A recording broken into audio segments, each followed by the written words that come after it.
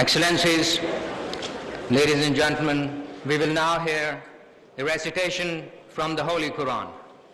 I will invite Qari Hafiz Naseem Khalil to the rostrum.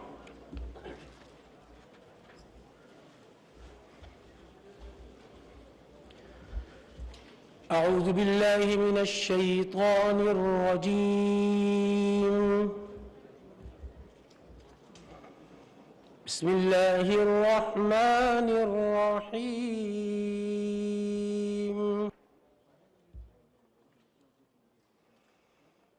يا أيها الذين آمنوا اتقوا الله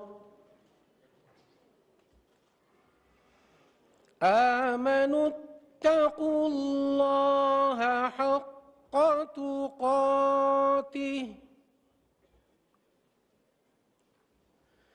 ولا تموتن إلا وأنتم مسلمون.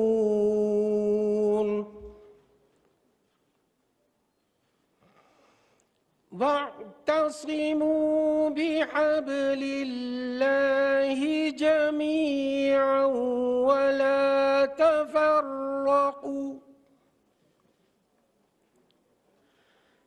واذكروا نعمة الله عليكم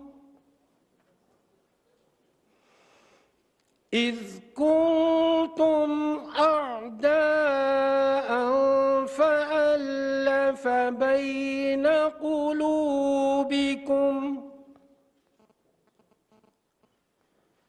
فأصبحتم بنعمته إخوانا وكنتم على شفا حفرة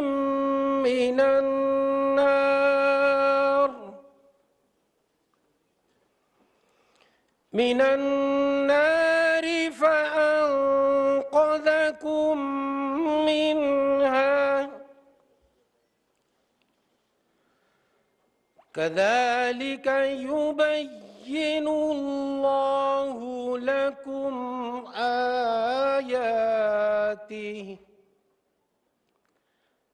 لكم آياته لعلكم تهتدون. صدق الله العظيم.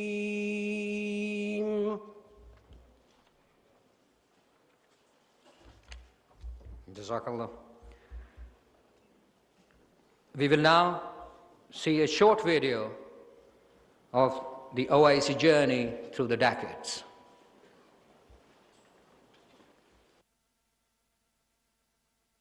Key role in providing humanitarian assistance across the Muslim world through its subsidiary bodies.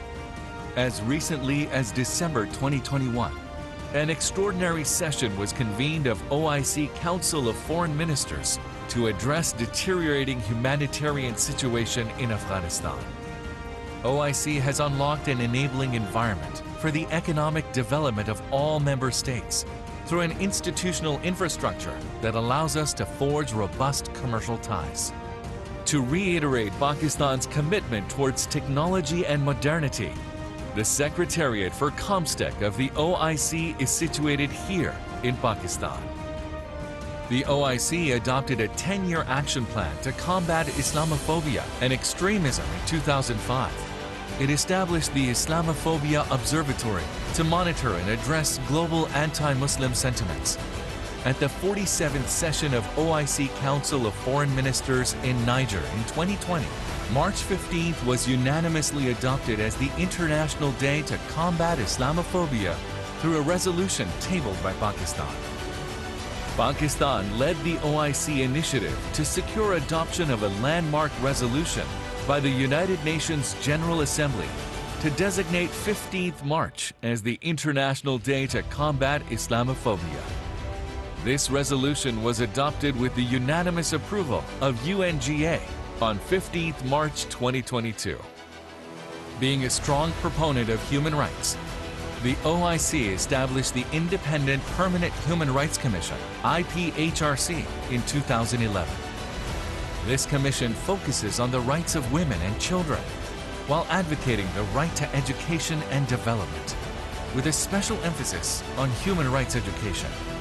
Its goal is to counter Islamophobia and draw global attention to the rights of Muslim minorities. The human rights situation in Palestine is one of its serious concerns. The 8th OIC Ministerial Conference on Women adopted an important resolution on the protection and empowerment of women. Pakistan is one of the founding members of the OIC and has played an active role in the organization since its inception. Pakistan has a proud history of hosting major OIC events, including summits and Council of Foreign Ministers (CFM) meetings. Pakistan's primary focus is on unity, brotherhood, and prosperity of the Muslim Ummah. Pakistan is proud to host the 48th session of the OIC CFM in partnering for unity, justice, and development. We welcome you all to Pakistan. Allahu Akbar.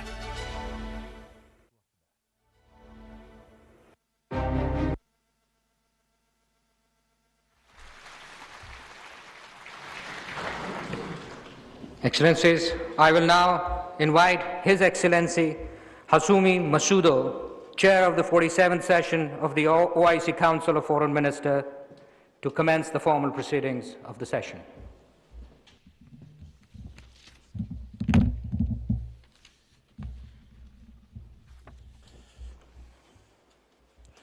Bismillah ar-Rahman ar-Rahim. Que la paix et la bénédiction d'Allah soient sur les plus nobles de tous les messagers, le prophète Mohammed, ainsi que sa famille et ses honorables compagnons. Excellences, honorables participants, Assalamu alaikum wa rahmatullahi wa barakatuh.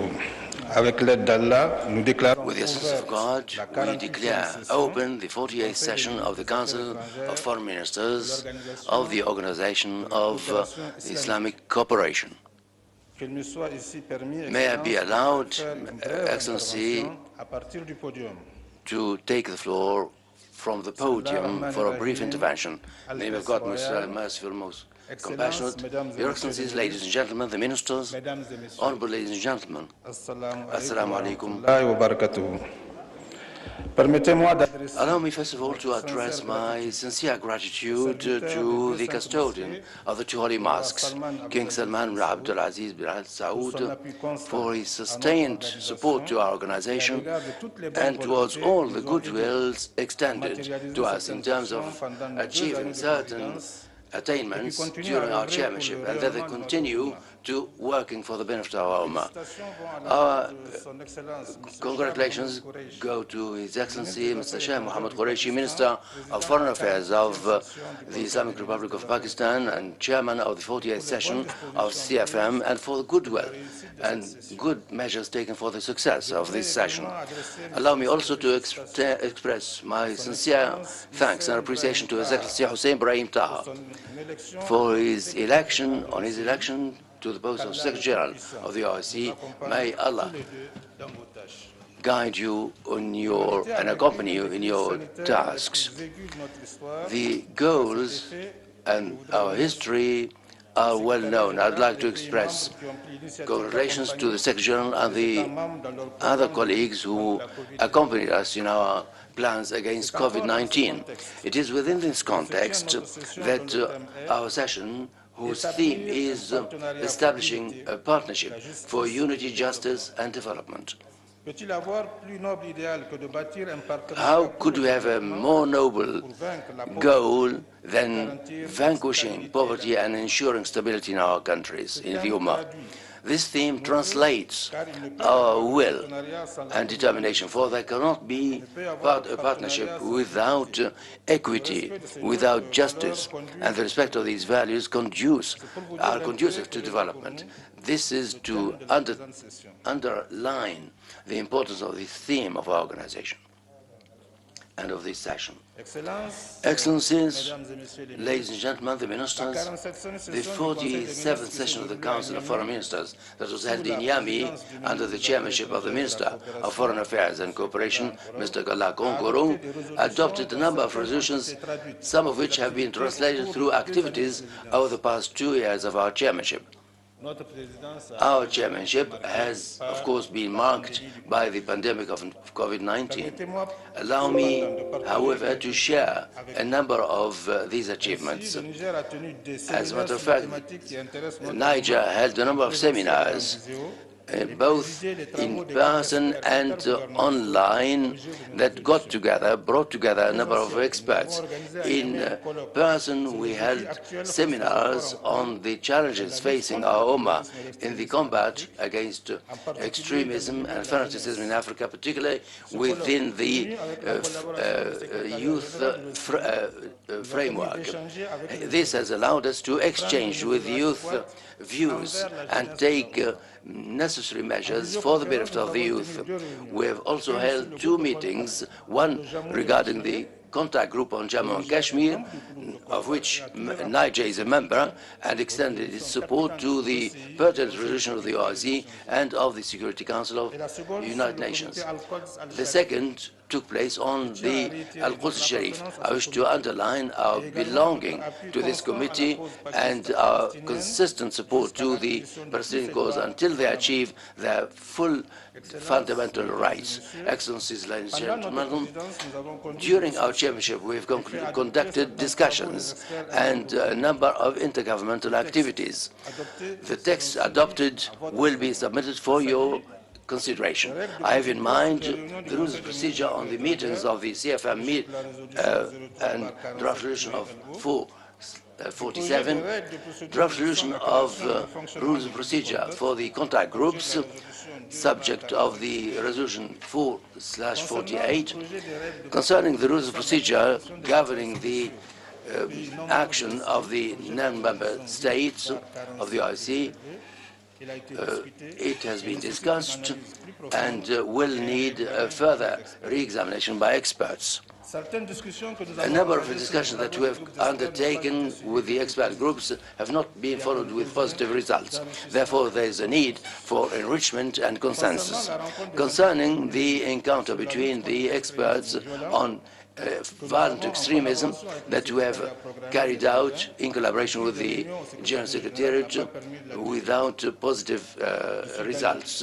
I wish to underline here that you have here an important opportunity to carry out and continue these discussions. Once again, I would like to express thanks to you for your support for the achievement of the ambitions of the OIC in the Sahel region.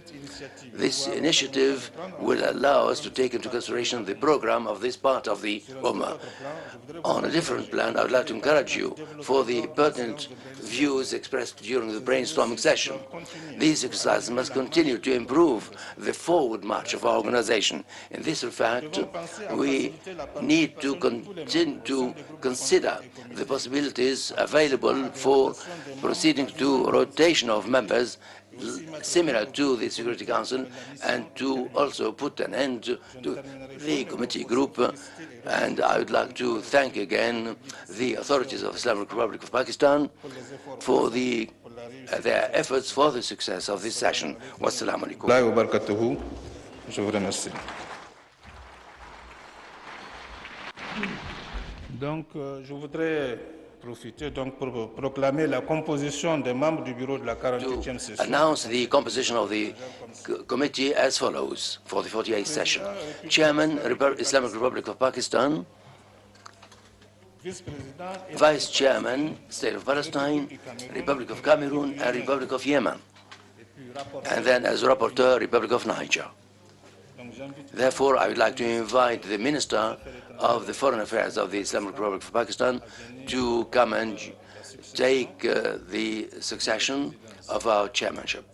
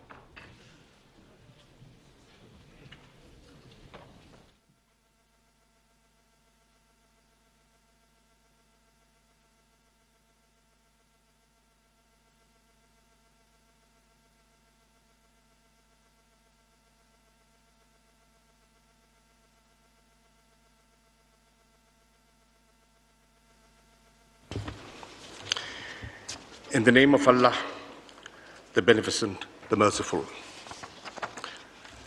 Thank you, Excellency Mr.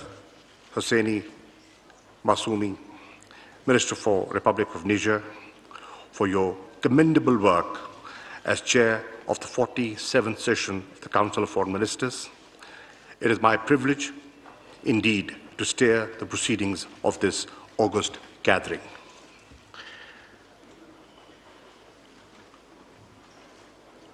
I will now, as the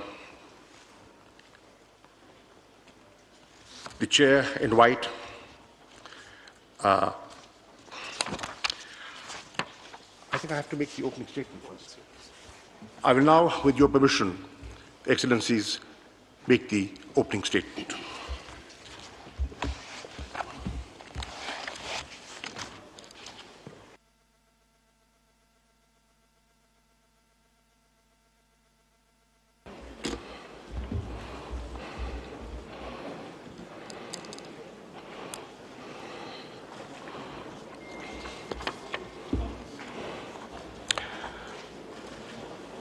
Honorable Prime Minister Imran Khan, Secretary General Haseen Brahim Taha, Royal Highnesses, Honorable Foreign Ministers, Excellencies, Assalamu alaikum.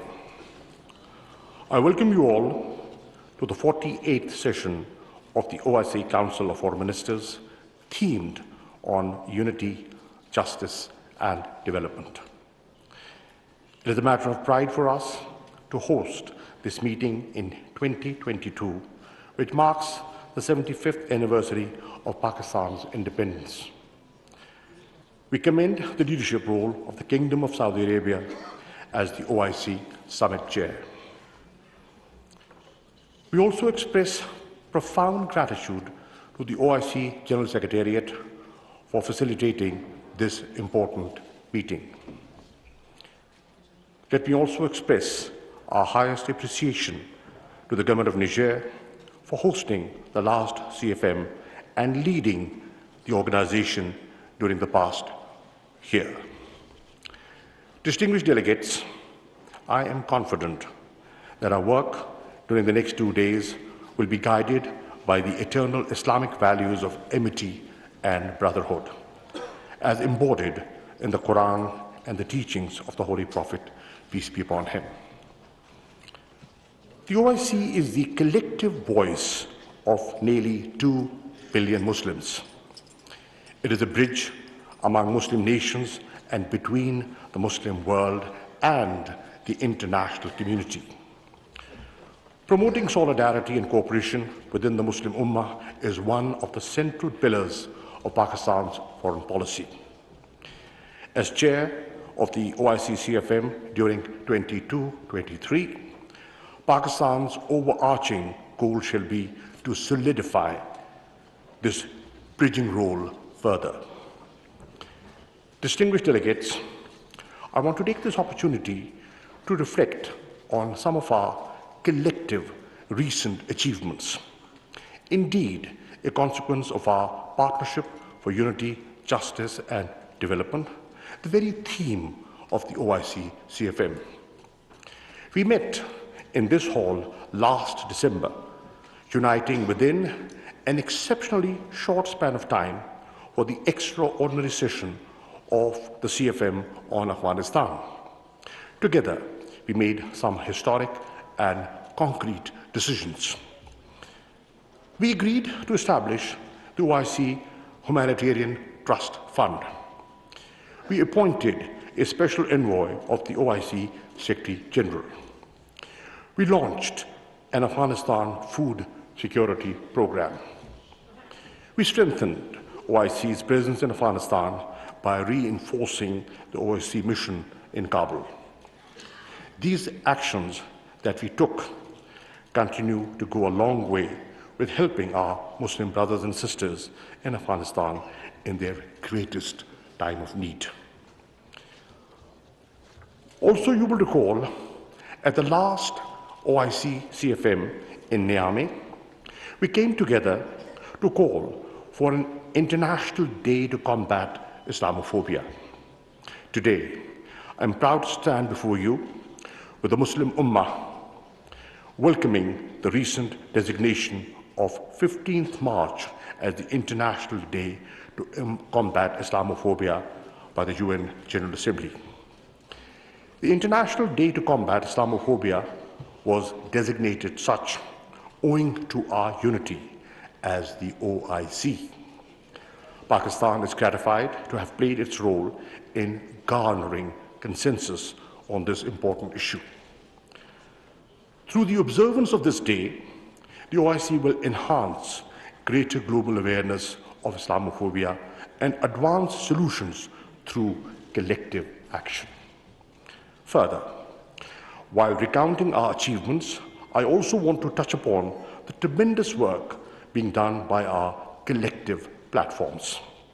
COMMENT has been instrumental in enhancing cooperation and coordination in scientific and technological fields, including through partnerships, capacity building, and joint research programs.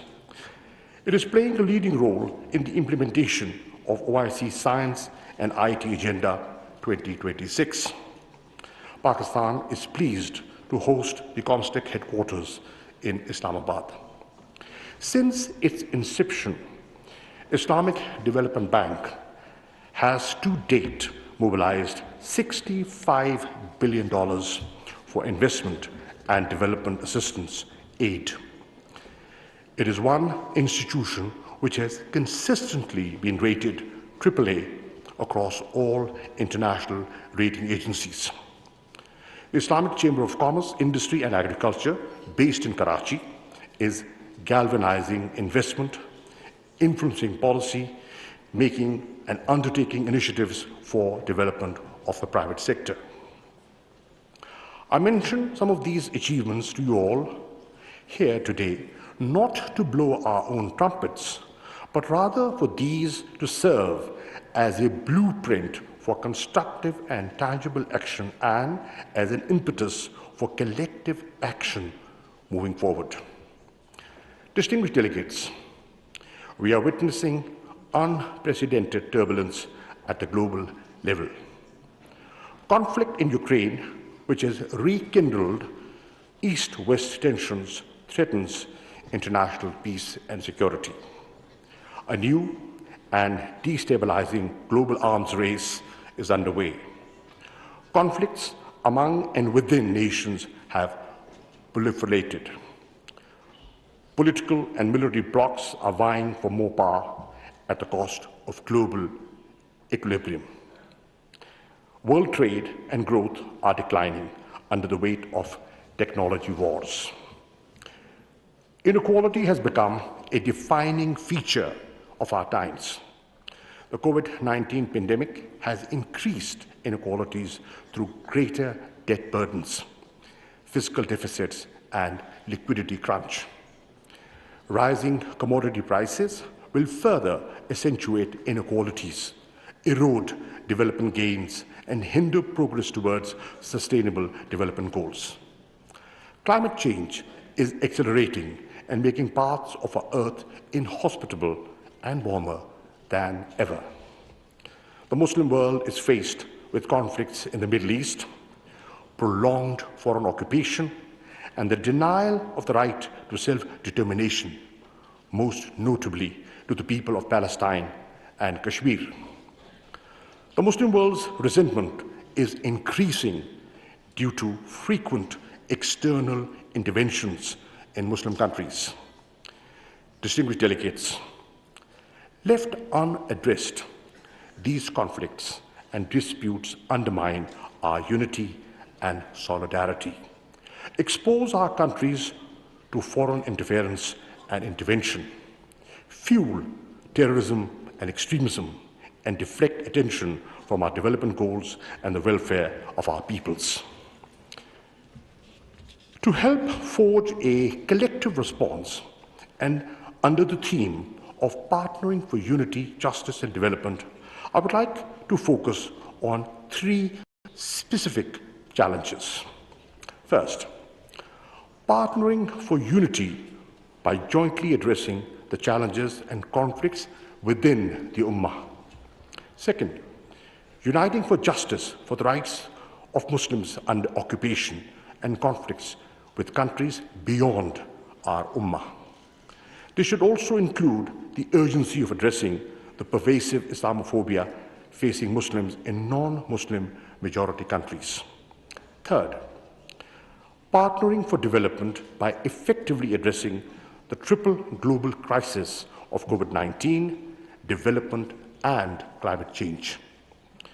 Distinguished delegates, the Holy Quran says to the believers, "Hold fast, all of you, to the cord of Allah and be not divided." In this era of global turmoil, the situation of Muslims in many parts of the world is heart-wrenching. Currently, more than 60% of all conflicts in the world exist in Muslim countries. From Yemen to Syria to the Sahel, the range of conflicts in the Muslim world and their intensity is palpable. These are festering wounds on the body politic of Islam.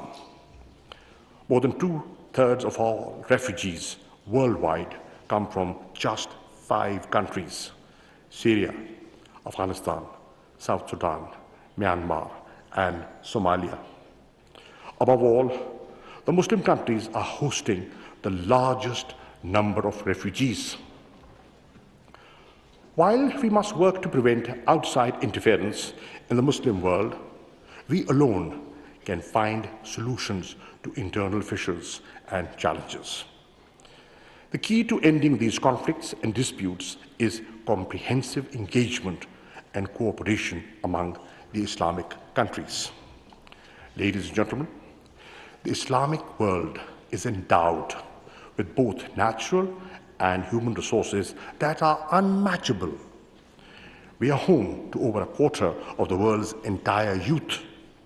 This unparalleled youth bulge is yearning for opportunities and progress. It is a harbinger of innovation, industry, and growth.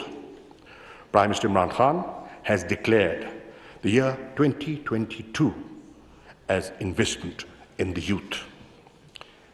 Building on this potential, it is time for the Ummah to forge a collective response to the current turmoil inside its borders and the ongoing global transition. We must be a reliable partner in forging unity, justice, and development across the globe, but not anyone's accomplice in aggression or domination. To this end, I propose convening an OIC ministerial conference during 22-23. This conference, among others, could assess the need for establishing a peace and security architecture akin to all other regional organizations. This conference should also discuss how the OIC can and must strengthen itself by developing and deploying tools for conflict prevention, mediation, reconciliation, and peace building. Excellencies, ladies and gentlemen, partnering for justice is an injunction from the Quran. Allah enjoins Muslims to be upholders of justice, witnesses for Allah. The vision behind the OIC creation was to raise the united voice of the Islamic Ummah against the injustices perpetrated against Palestinian Muslims under occupation. But even 50 years of the OIC establishment, after 50 years of the OIC establishment, we are far from seeing justice for Muslims in many parts of the world. The Muslims of Palestine and the Indian illegally occupied Jammu and Kashmir are still reeling under subjugation. For the last 7 decades, they have struggled to achieve their inalienable right to self-determination. Under the relevant United Nations resolutions, a permanent solution to the Palestinian question with the pre-1967 borders and Al-Quds al-Sharif as the capital of a viable, independent, and contiguous Palestinian state is essential. Similarly, Kashmir continues to bleed. The threat of genocide is most imminent in the Indian illegally occupied Jammu and Kashmir. The RSS, BJP, Hindutva-inspired government in India has unleashed a reign of terror by an occupation force of 900,000 in IIOJK since the 5th of August 2019. Akin to the situation in Palestine, this is accompanied by illegal efforts to change the demographic structure of the occupied territory and transform it into a Muslim minority region. This is a clear violation of international law, particularly the Fourth Geneva Convention. Indian actions violate the resolutions of the UN Security Council and the OIC on Jammu and Kashmir. The illegal acts increased the threat of a conflict between India and Pakistan. Kashmiris are looking towards their Muslim brothers and sisters for support. India's violence against Muslims is not limited to IIOJK. Civil society organizations and independent observers have warned that Muslims in Hindutva-controlled India are also living under the threat of genocide. Our Holy Prophet, peace be upon him, said that believers are just like one body. When one of the limbs suffers, the whole body responds to it with wakefulness and fever. It is incumbent to resolve these challenges by partnering with the international community as well. Beyond adopting resolutions, we must take concrete and tangible steps towards permanent solutions. A similar resolve and unity is needed in countering the ideologies of hate, such as Islamophobia and right-wing racism. Repeated incidents of desecration of the Holy Quran and reprinting of caricatures have seriously hurt the sentiments of Muslims across the world. They also cause great anguish within the Islamic world. While we welcome the recent designation of 15th of March as the International Day to Combat Islamophobia by the UN General Assembly, we believe the appointment of the OIC Secretary General's Special Envoy on Islamophobia during this CFM would be a concrete step in coordinating such collective action. It should be our shared objective to ensure that deliberate insults and defamation of all religions, including Islam, should also be criminalized, and we must be united to achieve this. I propose that the Secretary General OIC develop a comprehensive report on the theme of partnering for justice and present recommendations to the next OIC CFM on how the OIC, through proactive and innovative diplomacy, could strengthen its role in securing justice for the long oppressed Muslims facing hateful ideologies and occupation. Distinguished delegates, to forge partnerships for development, the OIC countries must mobilize international support for a comprehensive strategy that should include: 1. Vaccine equity. Everyone, everywhere, must be vaccinated against COVID-19. 2. Increased development financing. This can be ensured through comprehensive debt relief and restructuring, expanded ODA, redistribution of at least half of the unutilized SDRs to developing countries, and provision of the promised climate finance. 3rd, accelerated climate action. The agreement reached at Glasgow must be the baseline for future discussions. The OIC must call for additional commitments by the international community to achieve the agreed mitigation targets, support for adaptation and loss and damage in developing countries due to climate change. 4. The resolute action against illicit financial flows, corruption, and illegal transfer of assets have adversely impacted many Muslim countries, including Pakistan. The OIC countries must develop a comprehensive legal framework to halt and reverse the illicit financial flows and stop this grave economic injustice. We must call for the implementation of the recommendations of the UN Secretary General's FACTI panel. Excellencies, ladies and gentlemen, underdevelopment, poverty, and corruption remain serious threats to the future security and stability of our societies. In an era of economic and financial unpredictability, development partnerships among OIC member states would be of vital importance. OIC member states have tremendous natural and human resources which must be utilized effectively through trade, joint research and development projects, trainings, and investment. To promote research and technological innovation in the Muslim world, we need to synergize the Muslim scientific and intellectual pool and fully utilize the platform of COMMENT to achieve the OIC STI Agenda 2026. We also need to take advantage of a preferential system of trading among the OIC member states.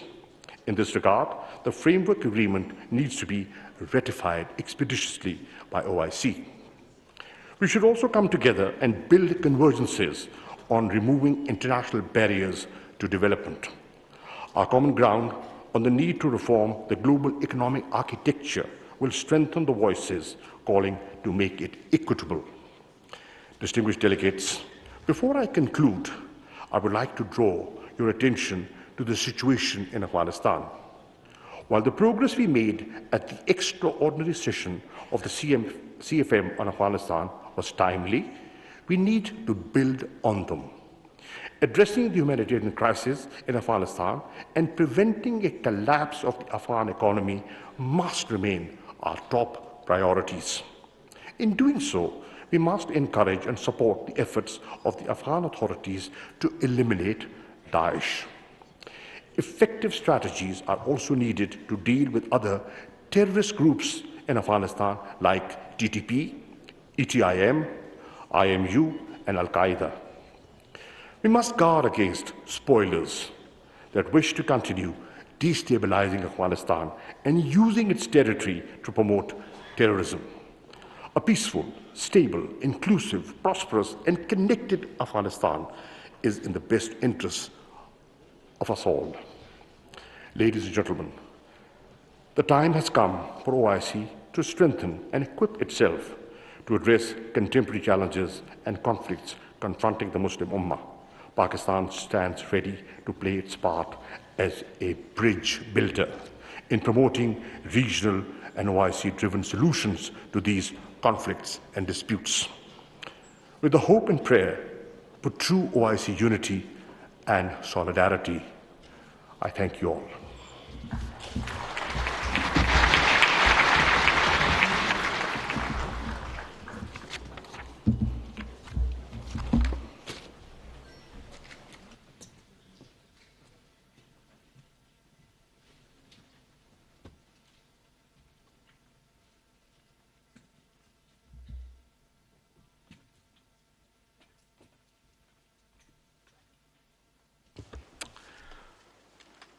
I now invite His Royal Highness Prince Faisal bin Farhan Al Saud, Foreign Minister of the Kingdom of Saudi Arabia, for his speech. He will speak on behalf of the OIC Summit Chair.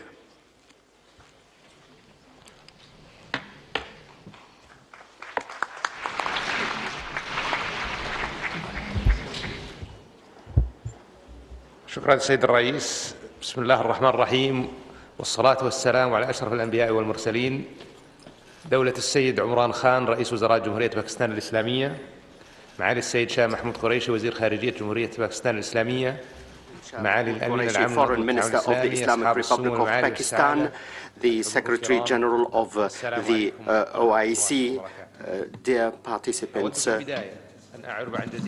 I wish to express my thanks for the Islamic Republic of Pakistan for the lavish hospitality accorded to us. I wish them full success in the chairmanship of the current session. I wish to seize this opportunity to congratulate the Islamic Republic of Pakistan and its people for the 75th commemoration of the independence of the Islamic Republic of Pakistan, and we wish them more prosperity and success. I wish to extend my thanks to the Republic of Niger for its chairmanship of the 48th session of the Council of Foreign Ministers in spite of COVID-19, and I congratulate them for the achievements made by the Islamic Republic of Pakistan in adopting a day to fight against Islamophobia. There are also more efforts made to achieve greater success in the Islamic Ummah. I wish to extend my thanks to the people working in the OIC Secretariat under the leadership of the Secretary General for the sound organization of this meeting. I congratulate them on the continued effort to achieve the noble goals of this organization. The Kingdom of Saudi Arabia believes in the role of the OIC in consolidating Islamic solidarity and in protecting common interests to preserve the noble, lofty values of Islam. This will lead to greater cooperation and understanding on the basis of mutual respect among all cultures and religions. Excellencies, ladies and gentlemen, the Kingdom of Saudi Arabia has clear values in consolidating Islamic cooperation and brotherhood among member states with a view to enforcing coordination to face the common challenges.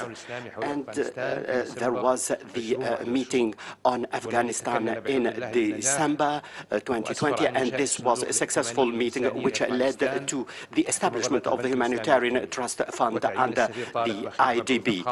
Dr. Tariq Al-Khatib was appointed as a representative of this fund. The Kingdom reiterates the importance of the role of Islamic countries to achieve peace and security in Afghanistan. We call for further efforts to support the Afghan people so that they can overcome the tragic situation they have at the moment. We hope that Afghanis will participate in building the future of their country through dialogue among the various components of the Afghani societies, and to avoid using Afghani land as for terrorist activities. We also call for the respect of human rights and the rights of women to work and study on the basis of our values. Dear participants, the Kingdom of Saudi Arabia reaffirms the centrality of the Palestinian cause. It supports all the international efforts at reviving the peace process among the conflicting parties and the return to direct negotiations to settle all the standing issues between the two parties. We reaffirm our support to the Palestinian people in order to achieve a lasting peaceful settlement of the Palestinian cause with the establishment of an independent Palestinian state and in line with international resolutions. Ladies and gentlemen, the continued escalation by the Houthi group reflects the rejection of political settlement. The Kingdom of Saudi Arabia calls for the implementation of the UN resolutions to neutralize the negative impact of Houthi groups and to stop importing arms in Yemen. This is a threat to the region.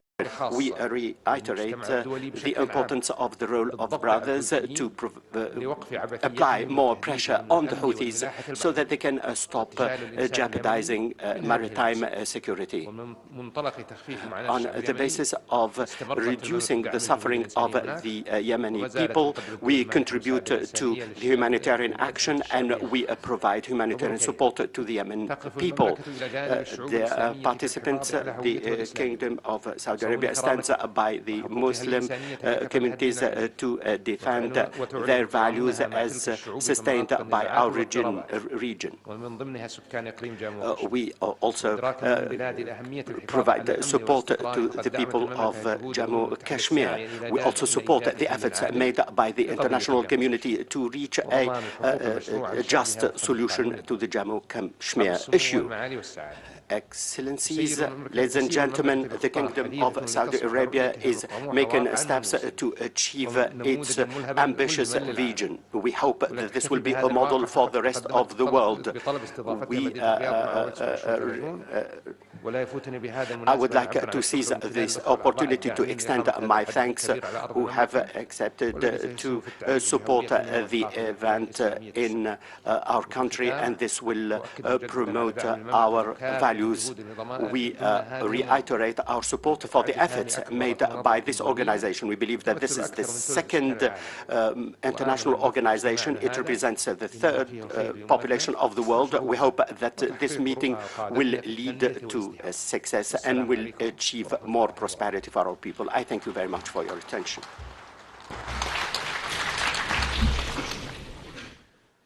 Thank you, Brother Faisal, for your speech. I now invite the Honorable Secretary General of the Organization of Islamic Countries, His Excellency Mr. Hassan Brahim Taha, for his statement.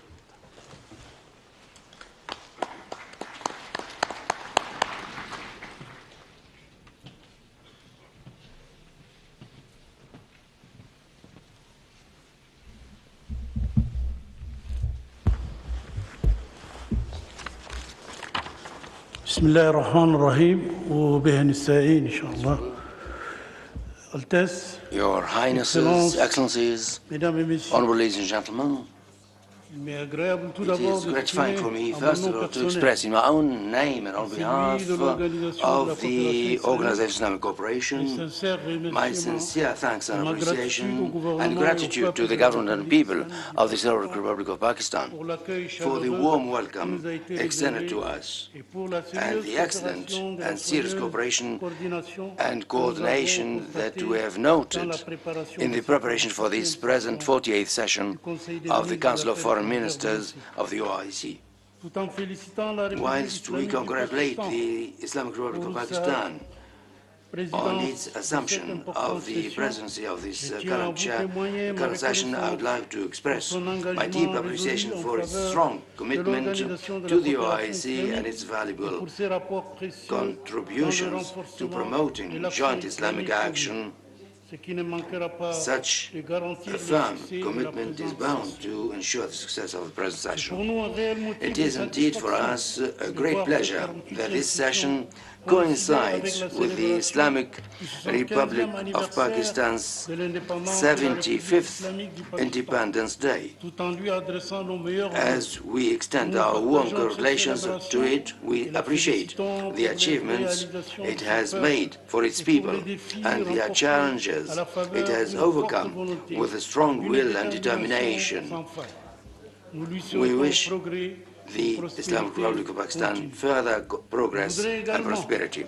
I would also like to commend the efforts of the Republic of Niger during its presidency of the CFM's 47th session under difficult circumstances overshadowed by the COVID-19 pandemic.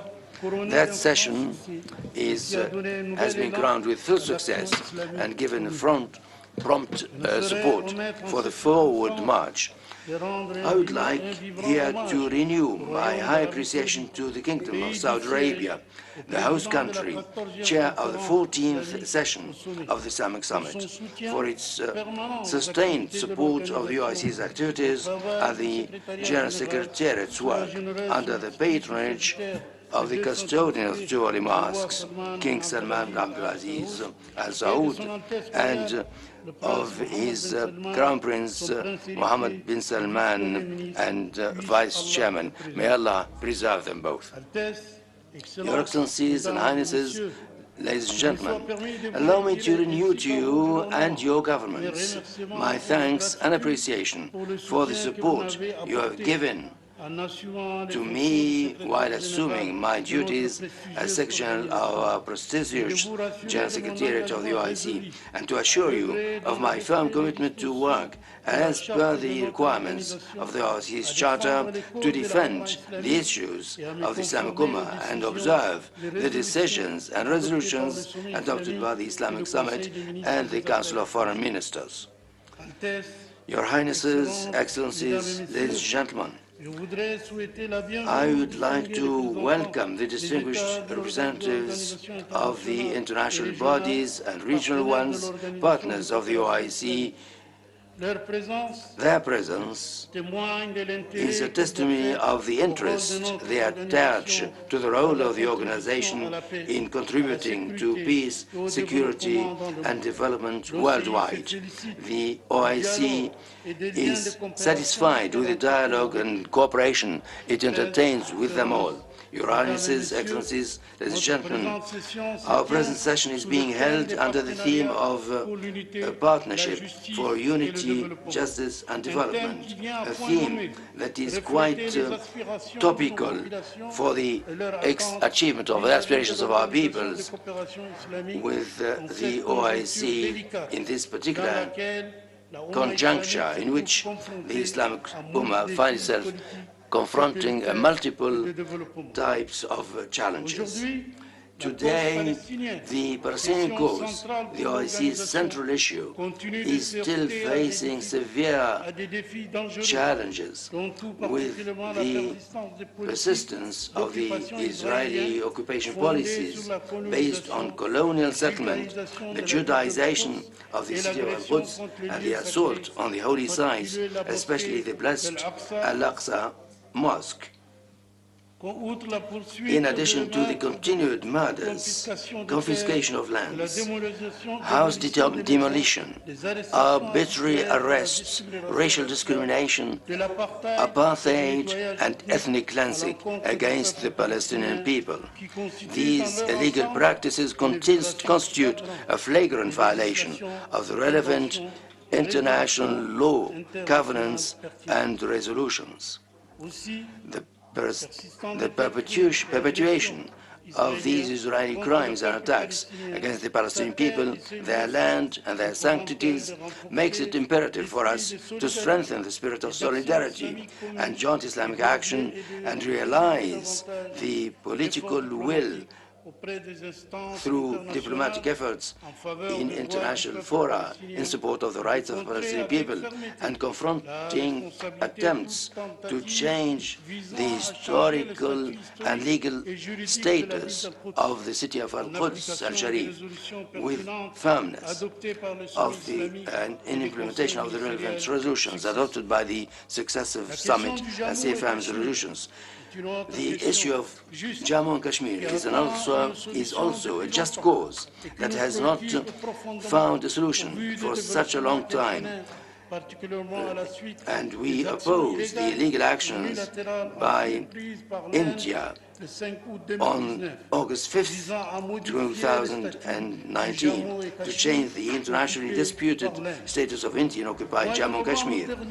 In last November, a high-level delegation from the General Secretary of the OIC, led by the Assistant Secretary for Political Affairs, Special Representative Jammu and Kashmir, with the participation of the Assistant Secretary for Humanitarian, Cultural and Social Affairs, effected a visit to Pakistan and Azad Jammu and Kashmir within the framework of the implementation of the mandate entrusted to the General Secretariat under Resolution 1047 on the dispute of Jammu and Kashmir as adopted by the Council of Foreign Ministers. On the other hand, the report of the submission session in question is submitted for your attention. The OIC is called upon to redouble its efforts in support of the people of Jammu and Kashmir, including their rights to self-determination, in conformity with the resolutions of the Security Council of the United Nations.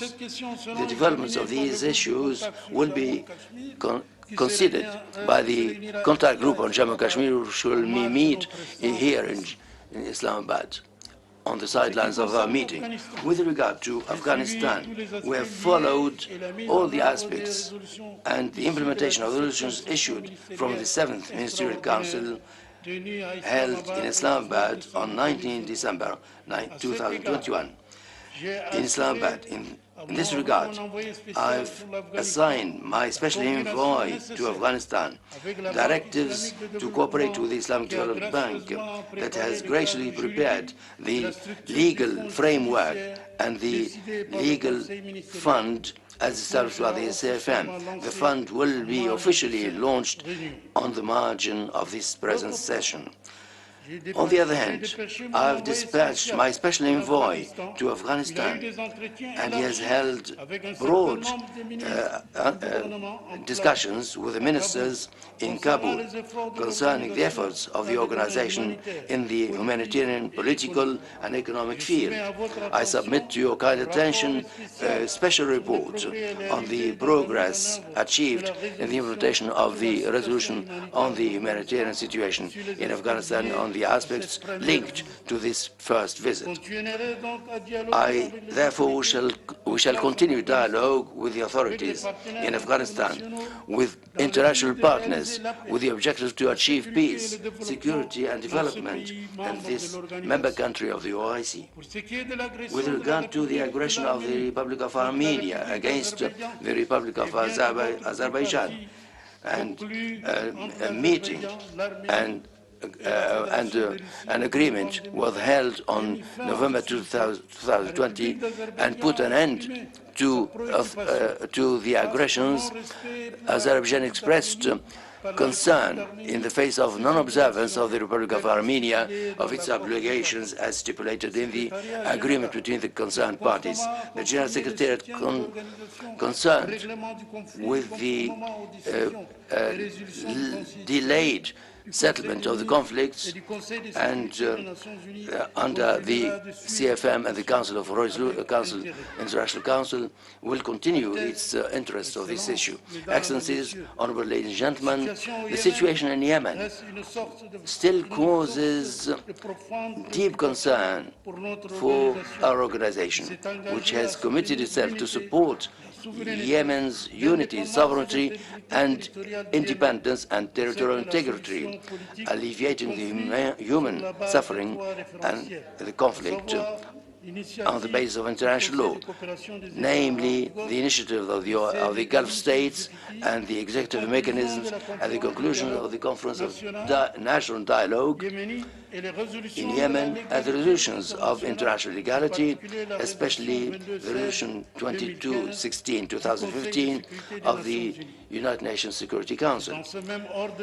In this context, the General Secretariat of the OIC salutes and hails the idea that the General Secretariat hails the initiative announced by the Ministerial Council of the Gulf States to organize Yemeni consultations at the Saudi capital in Riyadh at the end of the present month. An initiative that will make it possible to fill the gap between the Yemeni brothers and to engage in an action to stop the blood selling. and to continue the action and for the stability and security in the region. In this context, we renew our appreciation to the Kingdom of Saudi Arabia for its unremitting efforts and initiatives to contribute to expediting a peaceful and lasting solution to the Yemeni crisis. I also reiterate the thanks and appreciation to the Kingdom of Saudi Arabia and the Emirates for their solidarity with our organization in the face of the condemned attacks by the Houthi militants against civilians and civilian targets. Over the past period, developments in Libya, in Sudan and Somalia have been a subject of continued consideration of the General Secretariat, which encouraged all parties concerned to adopt dialogue, and we today encourage them to redouble their efforts to overcome differences and lay the basis for stability and peace, for development, and to ensure that the interest of their peoples prevails. With regard to Syria, the General Secretariat continues supporting the efforts of the United Nations to achieve a peaceful solution to the crisis in conformity with the Declaration of Geneva and the resolution of the Security Council. With regard to Iraq, the convening in October 2021 of the anticipated early elections represent a positive element that we have registered and that we hail. As you all know, the political and security challenges and developments faced by the Sahel countries, Burkina Faso, Mali and Niger, and the Lake Chad Basin, Cameroon, Chad, Niger and Nigeria, as well as Central Republic of Africa, Mozambique and Guinea, reflects an important interest for the OIC. We underline the need to increase efforts to achieve peace and stability in these regions, and we call on the member states and the OIC institutions, as well as international partners, to help these regions to face up to the challenges confronting them. It is within this framework to give a new launch for our organization in Africa, including in the Lake Chad and Africa, that I paid a visit in the current month to Chad, Cameroon, Niger and Senegal. And I had an opportunity to discuss with the leaders in those countries regarding these issues and ways and means to strengthen the OIC support to those countries. On the other hand, the delegations, high-level delegations from the OIC General Secretariat, led by the Assistant Secretary for Political Affairs, Dr. Dubey, paid a visit to Abuja to hold discussions with the leaders of the Commission of the OCDAO on ways and means to strengthen cooperation and coordination of efforts so as to contribute to peace, security, and development in the region. Strengthening the positive role of our organization in Africa requires as well the designation of special envoy. To this effect, I recommend to your August Council to designate Dr. Nasiru Baku Arifari, former Minister of Foreign Affairs of Benin, as special envoy of the OIC General Secretariat for Africa, and I hope that he will benefit of your support. Your Highnesses, Excellencies, ladies and gentlemen, the Republic of Bosnia is facing a preoccupying situation due to certain Serb parties and to their involvement and offensive, and this requires support for Bosnia-Herzegovina to help it preserve its territorial unity, its stability and sovereignty and prosperity. Our organization expresses as well its full support to the efforts in favor of a global and just resolution to the Cypriot issue, and its support with the Turkish Cypriot Muslims in conformity with the permanent resolutions of the OIC. Highnesses, Excellencies, ladies and gentlemen, the well-being and defense of the human rights of Muslim communities in the non-member states in conformity with the principles and objectives as included in the charter of the organization form a priority also in our action. We continue increasing our efforts to this end through visits and dialogue with the leaders of the concerned parties. In this context, we express our profound concern with regard to the situation of Rohingya, and we call on the international community to act in an efficient manner, an urgent manner, to ensure proper conditions for the voluntary return of the people, the refugees, the Rohingyas, to their original homeland. We register our support for judicial action with the International Court of Justice for the recovering of listenings in support of the Rohingyas to put an end to all the forms of violence against them. I should like on this occasion to pay a special tribute to Gambia, to the Republic of Gambia, for their frontland role in support of the affairs and the meeting of the committee today against the violation of human rights against the Rohingyas would allow us to find a solution and to face up to the offensive in this regard. Honorable participants, according to the official reports of the Observatory of Islamophobia in the OIC, the reputation of the Muslim community in a number of countries is subject to defamation at a time when action is increasing against Muslims due to the rise of extreme right. All Islamic states are called upon to act together against such a situation and take necessary measures to fight against racist and xenophobic actions at all levels and to establish pillars of security and peace. In this regard, we dare rely on the member states to act together with the General Secretariat against Islamophobia.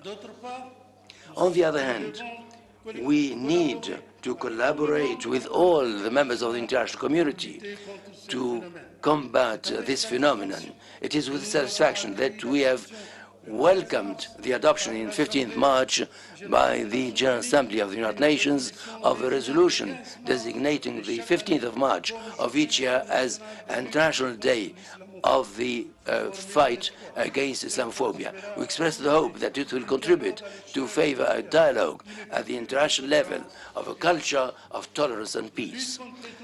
Our fight against terrorism is also an absolute priority for our organization. In order to face up to this phenomenon, we have established a multidimensional strategy on the basis of international law and the Convention of the OIC on Anti-Terrorism Act, including the question, one of the issues to which we attach special attention. I would like to draw attention to strengthening cooperation between the member states in culture and civilization. This is a subject of consultations that the General Secretariat is undertaking with the member states and international and regional bodies that partners in this field. And this is the object of active action in this regard. I would like to avail of the opportunity to congratulate the UAE for having hosted the exhibition 2022, which has been the subject of consistent cooperation between the member states. Your Highnesses, Excellencies, ladies and gentlemen, in the field of social development and protection of values and regarding the institution of marriage and family, the General Secretariat is getting ready to convene other meetings of experts to achieve the discussion of the project of Convention of the OIC on the rights of children in Islam, a project that was elaborated with the Permanent Commission and Independent Commission of Human Rights. IPHCR. With regard to the freedom of women and empowering women, I would like to hail the Republic of the Arab Republic of Egypt, the host country of the Organization for the Right of Women, for having allocated a special building to headquarter to host the organization. At the level of the capacity building of youth, I would like to pay special tribute to the Kingdom of Saudi Arabia for having decided to welcome and host the 5th session of Islamic Conference of Ministers of Youth and Sports that was regrettably delayed due to the COVID-19.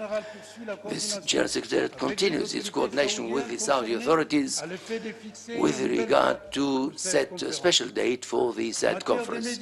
In terms of the media, the organization have sped up its investments in new media to enlighten the member states and the public international public opinion regarding the vital issues for the Islamic Ummah and for the Muslim communities in non-member states, as well as to educate the world about its projects and efforts in support of the least developed countries to face up to the propagation of the coronavirus pandemic. In the humanitarian field, the OIC General Secretariat services have been developed further over the past few years in collaboration with the international bodies. In this regard, I would like to thank all the member states and institutions of the OIC that have contributed to supporting humanitarian action of our organization, particularly the Islamic Solidarity Fund and the humanitarian partners, for most of which I would like to quote the King Salman Center for Humanitarian Action. The General Secretariat has put in enormous efforts to help the member states, the least developed countries, to face up to the pandemic of the coronavirus, to adopt and adopted multiple initiatives in this regard, including the opening of a special fund for the reception of accounts of contributions in support of the World Health Organization. In this regard, the Kingdom of Saudi Arabia has made a 20 million real donation in support of this fund for the acquisition of vaccines in coordination with the Salman Center for Humanitarian Action. I wish to avail of the occasion to launch an appeal to the member states to contribute further to this account to finance the purchase of vaccines for the benefit of the least developed countries in the OIC. Your Highnesses, Excellencies, ladies and gentlemen, 2 years have passed by, and we have not yet been able to get out of the COVID pandemic. Due to this pandemic, measures taken during this period, our countries have faced economic difficulties and a drop of exportations of tourist activities. Based on this fact, the post-corona action occupies a special place in our action. In this regard, our organization has paid particular action for the implementation of these programs and economic projects in agriculture, in rural development, food security, employment and protection, social protection, and strengthening exchanges in trade and encouragement of investment in order to ensure the realization of the objectives as announced in our action program OIC 2025. Bearing in mind the importance of cooperation in the economic and trade fields between the member states and within the framework of the implementation of the resolutions issued by your Council to organize a forum on investment in Africa, I've accorded particular attention to this issue, and I'm about to finalize the details of which I will inform you in due time. I'm happy to inform you also that the 8th session of the Islamic Conference of the OIC on food security and agricultural development held in Istanbul in the Republic of Turkey on 25th-27th October 2021 has given a new impetus to cooperation in the sector. The ministers have adopted 3 programs of the OIC for agricultural development and strategies such as food stocks and rice and other products. Within the same framework, the OIC Tourist Conference and Labor Conference that will be held this year, respectively in Azerbaijan and the UAE, will allow the member states of our organization to take stock of the current situation in this particular sector and to elaborate a common strategy such as to enable us to face up to the challenges and alleviate the adverse effects of the coronavirus on the sectors of tourism and labor. Excellencies, Highnesses, the OIC has intensified its action in favor of strengthening cooperation between the member states in order to ensure the progress of its agenda in the field of science, technology, higher education, health, water and environment as fundamental pillars of the strategy of the OIC for the eradication of poverty, of disease, illiteracy and extremism.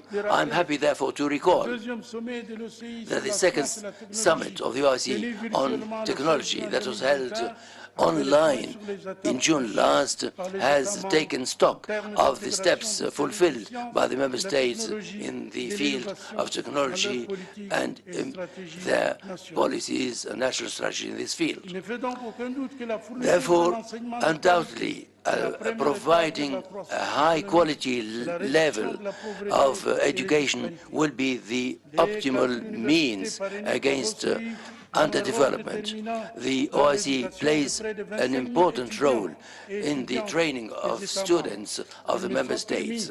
Allow me here to express my due thanks and gratitude to all the member states and organizations that give financial support to our universities, consecration of greater solidarity and cooperation among the member states in the field of higher education, of programs of exchange in the member states to provide larger numbers of scholarships for the students, particularly in the least developed countries.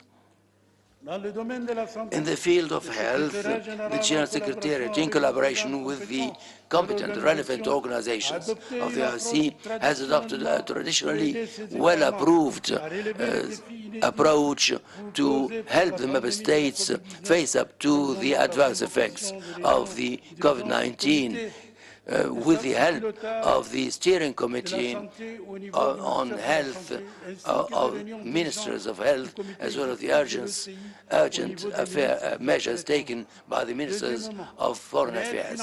Secondly, an urgent financial support from the member states through the ISF and the group of the development, the IDB, and through action against fallacious media propaganda.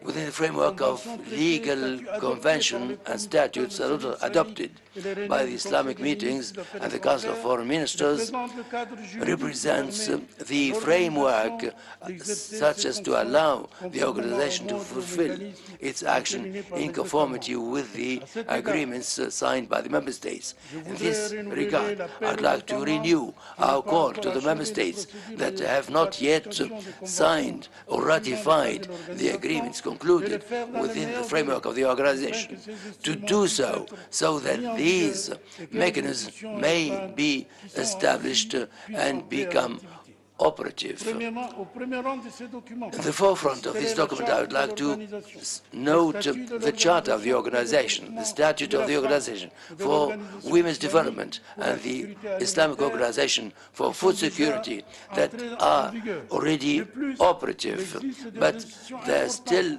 are other important institutions that have not seen their statutes entering into force, such as the Labor Center and the Center for Cooperation and Policy Support.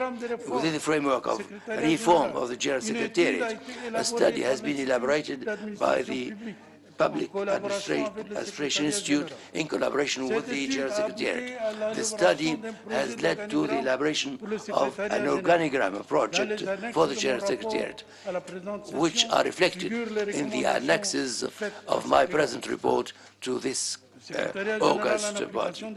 The General Secretariat implementation of the resolution of the OIC Foreign Ministers Conference has held expert group meetings to elaborate new rules and regulations and to amend certain procedural rules.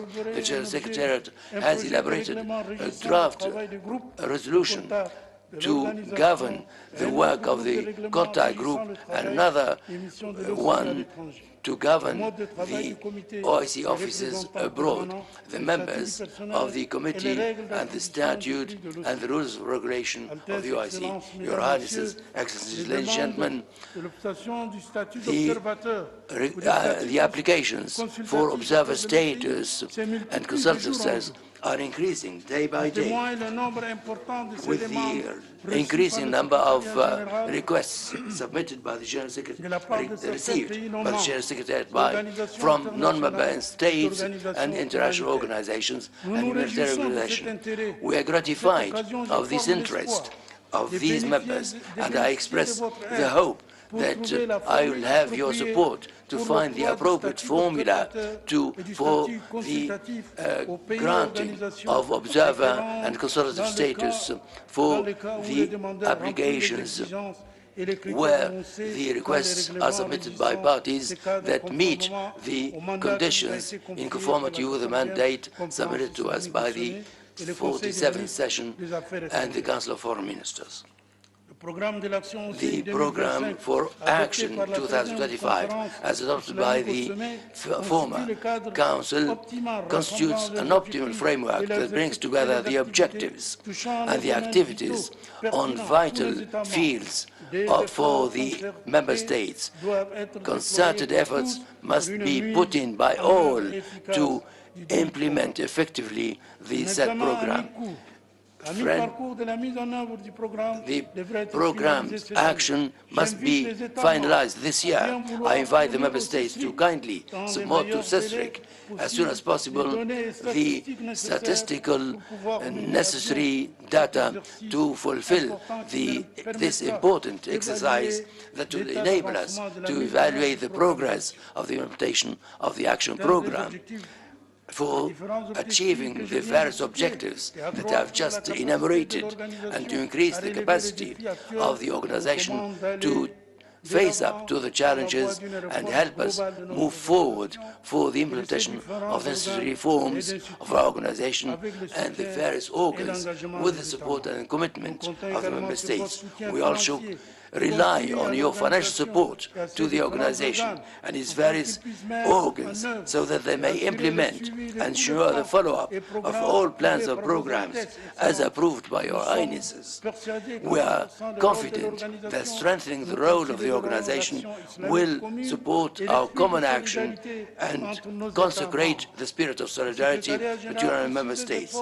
The General Secretary continues its efforts with the competent authorities in the Kingdom of Saudi Arabia for the implementation of rules and procedures of the arrears of certain Member States, for which the government of the Kingdom of Saudi Arabia has taken the initiative to settle their arrears within the OIC, within the framework of this continued assistance to the organization.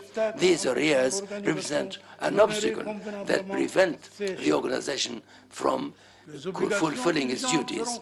These urgent commitments will be covered thanks to these donations, and we call for further support from the Member States and the IDB. I wish to underline that the General Secretariat, within the framework of the implementation of recommendations of the Permanent Finance Committee, will work in consultation with the Chairman of the Permanent Finance Committee and Chairman of the Control Office to implement the rules and regulations and the recommendations, and we are actually looking into all the various items to prepare for the budget in a manner that takes into consideration the opening of the budgetary exercise in January and its closure in December, in conformity with the rules, regulations and procedures of the Permanent Finance Committee, CPR, as well as the rules and procedure of the Finance Control Organ. In this context, the General Secretariat will spare no efforts to implement the recommendations of the Finance Control Organ issued by the 42nd session to strengthen transparency of the financial action.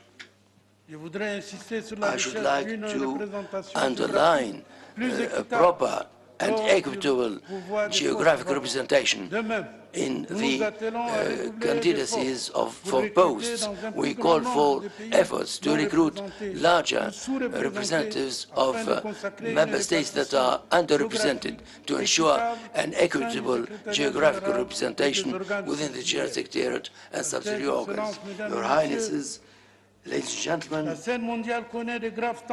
the world scene is subject to grave developments due to the Russian-Ukrainian crisis. This crisis could possibly adversely affect the development of our countries, including other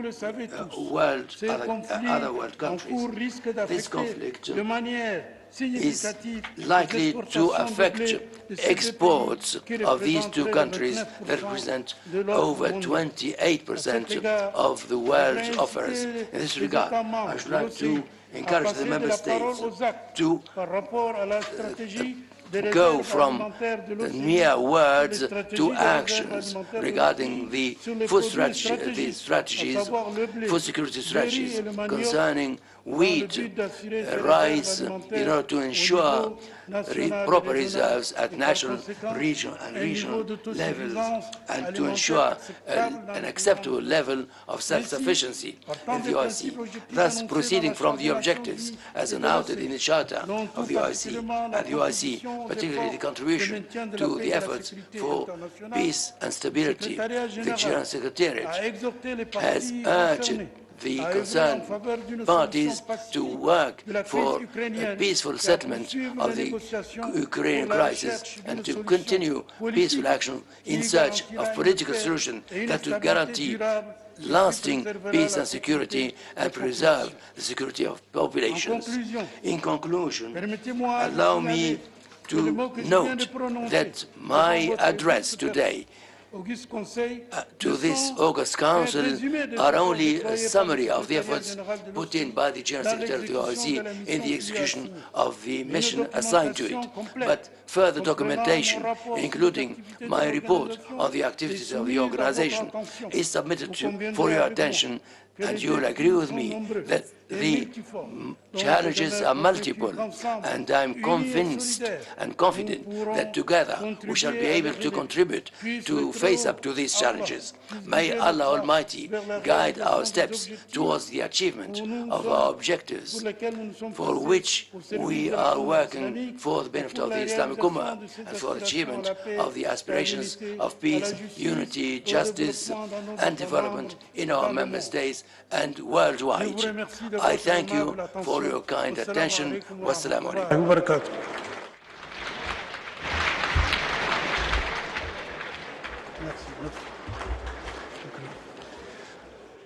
Thank you, Mr. Secretary General, for your valuable remarks. Excellencies, ladies and gentlemen, we will now hear a video message from the United Nations Secretary General, Antonio Guterres.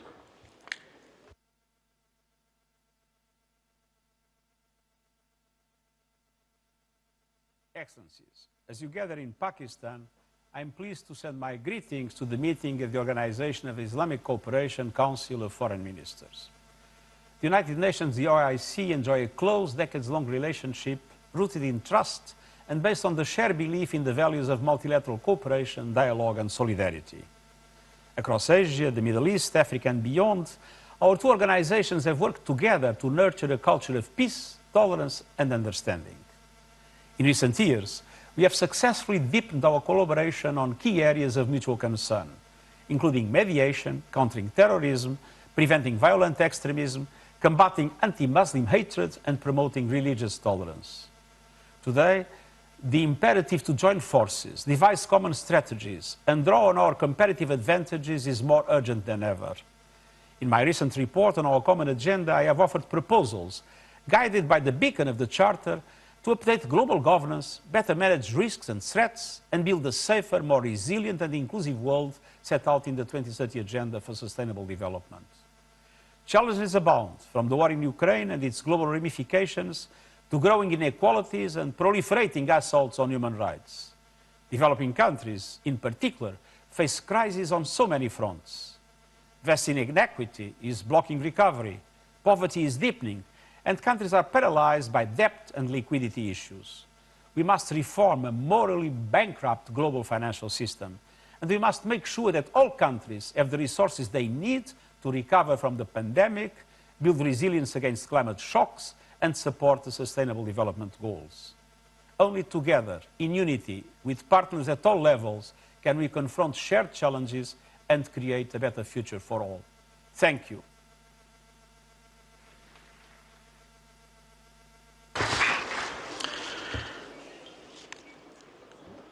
I now request His Excellency Mr. Muhtar Tilburdi, Deputy Prime Minister and Foreign Minister of the Republic of Kazakhstan, to deliver a statement. He will be speaking on behalf of the Asia Group of the OIC member states.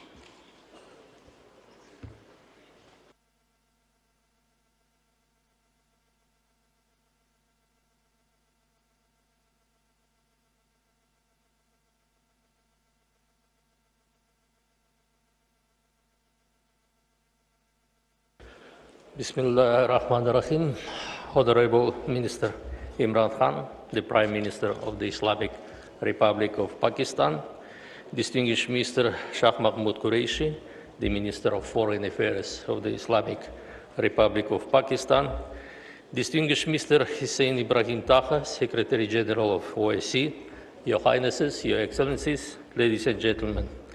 Assalamu alaikum wa rahmatullahi wa barakatuh.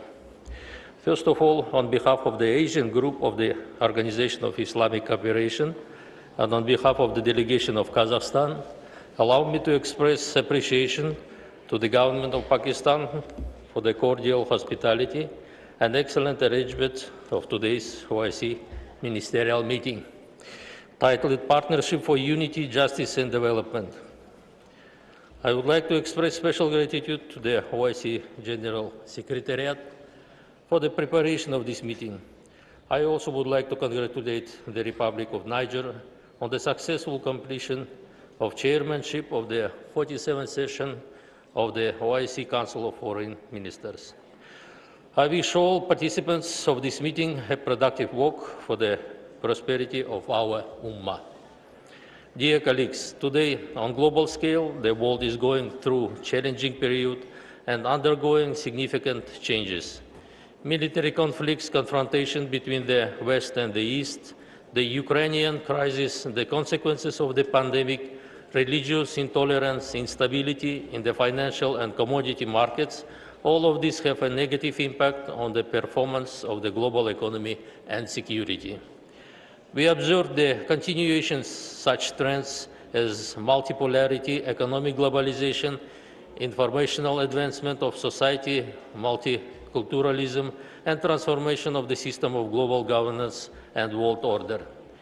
The connectivity and interdependence of states is increasing, and we see growing trends of redistribution of the global balance of forces and increasing demand of global community for leadership related to the interest of peaceful and progressive development.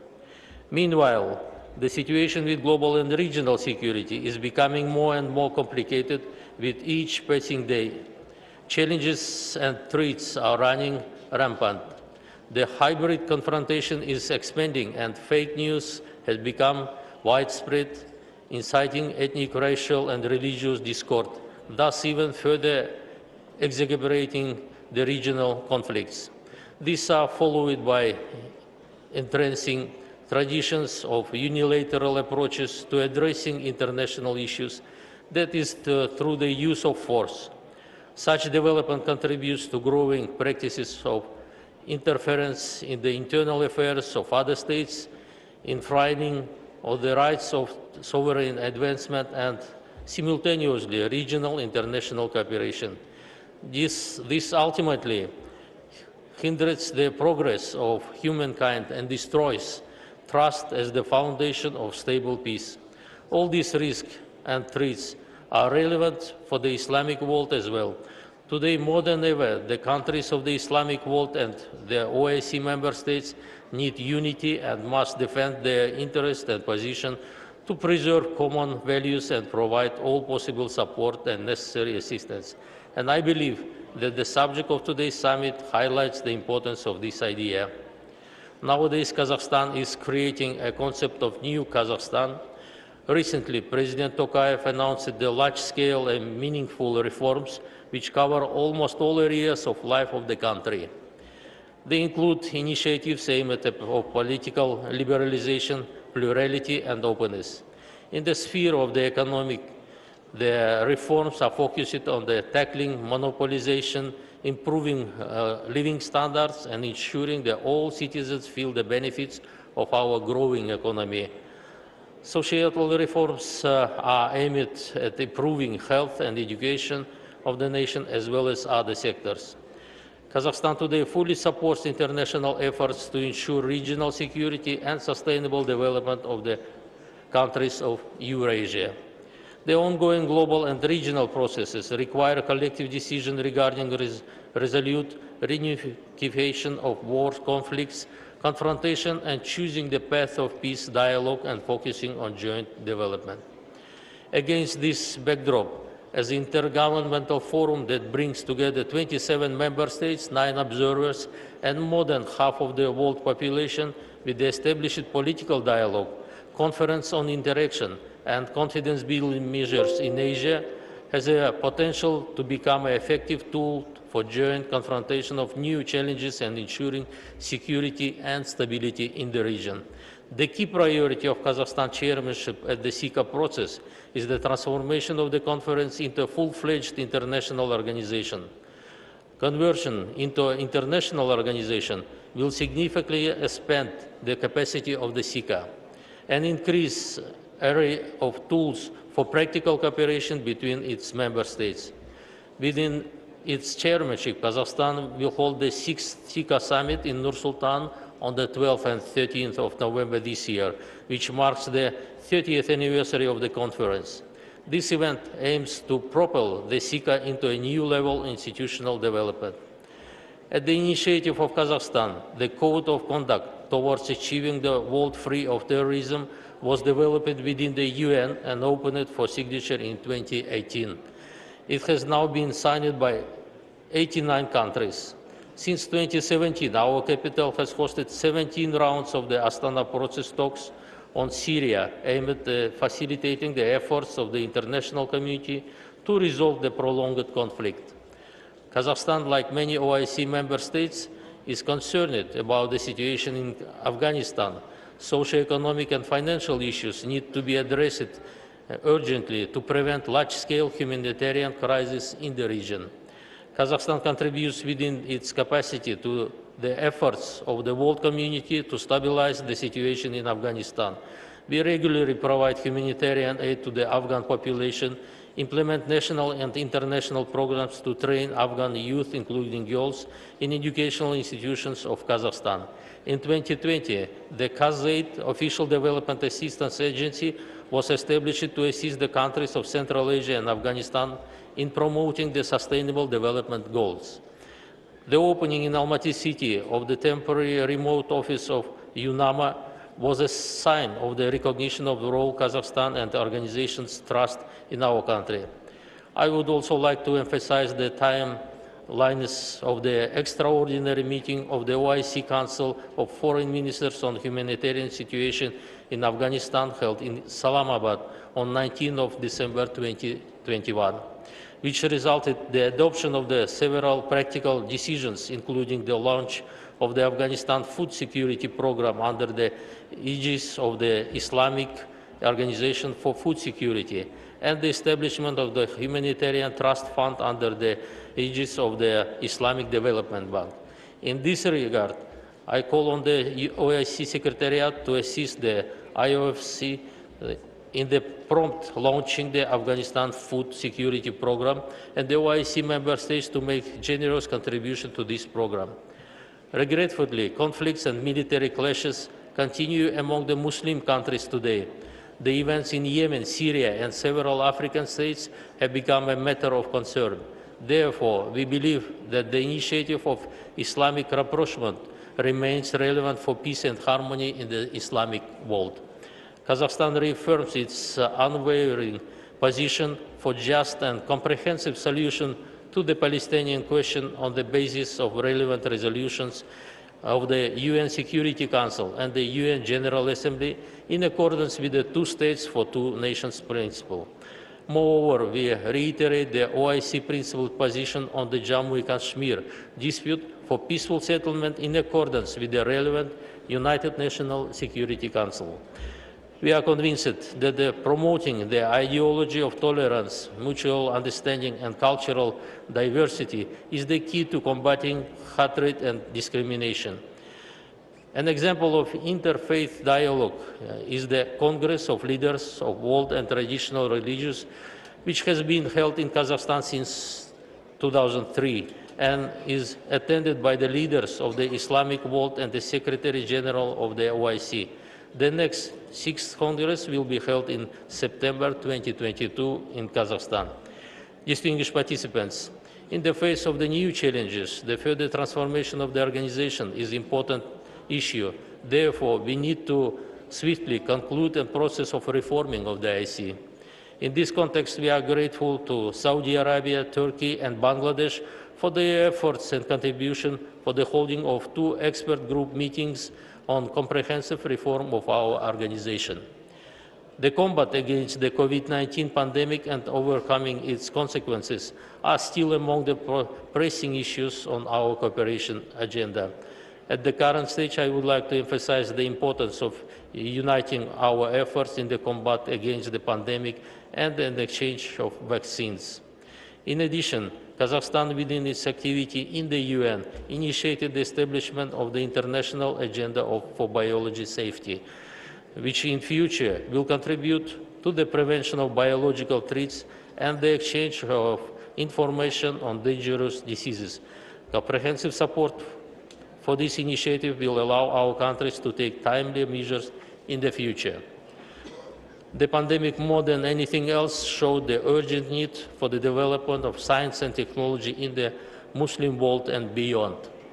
At the first OIC Summit on Science and Technology held in September 2017 in Nur-Sultan, Kazakhstan initiated the establishment of the OIC 15 group, which unites 15 leading Muslim countries in the field of science and technology to promote the potential of our Ummah in these areas. This year, Kazakhstan intends to hold a meeting of ministers of the OIC 15 group member states responsible for education, science, and technology. This step would also again demonstrate the need to consolidate efforts in the development of our own advanced science and technology as an important factor in achieving peace and prosperity. Distinguished colleagues, today many countries, including the Islamic world, are facing acute issue of ensuring food security due to the complex of geopolitical situation in the world and climate change. Many countries in Africa and Middle East are sounding the alarm and are requesting our help in providing essential products. Some countries are experiencing famine due to the crop failures last year. We are ready to cooperate in this area and consider it important to revitalize the Islamic Organization for Food Security and to use its potential to ensure access to food supply for countries in need.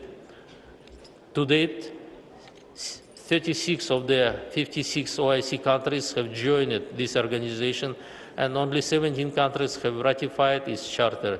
We call on the members of the OIC to actively engage in the activities of the International Organization for Food Security. Last but not least, I invite distinguished delegation to support the resolution on granting the Organization of Turkic States the observer status in the OIC, which will be discussed this afternoon in the special committee. As a founding members of this organization, Kazakhstan is interested to enhance cooperation with important international organizations such as OIC. And we believe that strong partnership between OIC and different Asian regional organizations will increase the Islamic solidarity in the international arena and open a new avenue of cooperation. Availing this opportunity, I would like to inform that recently, on the 12th March this year, there was the early presidential election in the Turkmenistan, which, according to the international observers, was held in the fair, free, and competitive atmosphere. As a result of election, His Excellency Mr. Serdar Berdimuhamedov, with the support of 73% of the electorate, has become a new president of Turkmenistan. Also, I avail this opportunity to express on behalf of the Asian group the heartfelt congratulations to the government and the people of Pakistan on the occasion of the 75th anniversary of the independence of the Republic. And I wish peace and prosperity to the brotherly people of Pakistan. In conclusion, allow me to express the hope that all OIC will continue to advance its goals and objectives for the benefit of the entire Muslim Ummah. I wish all participants fruitful work at today's event, and thank you for your attention.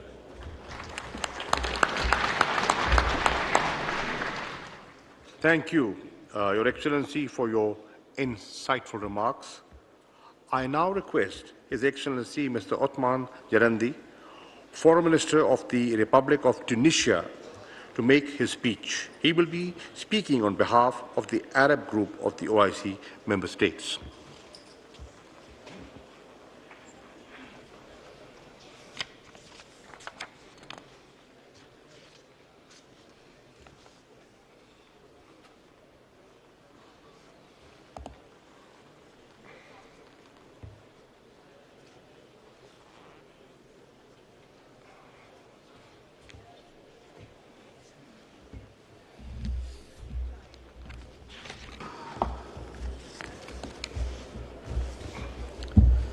بسم الله الرحمن الرحيم.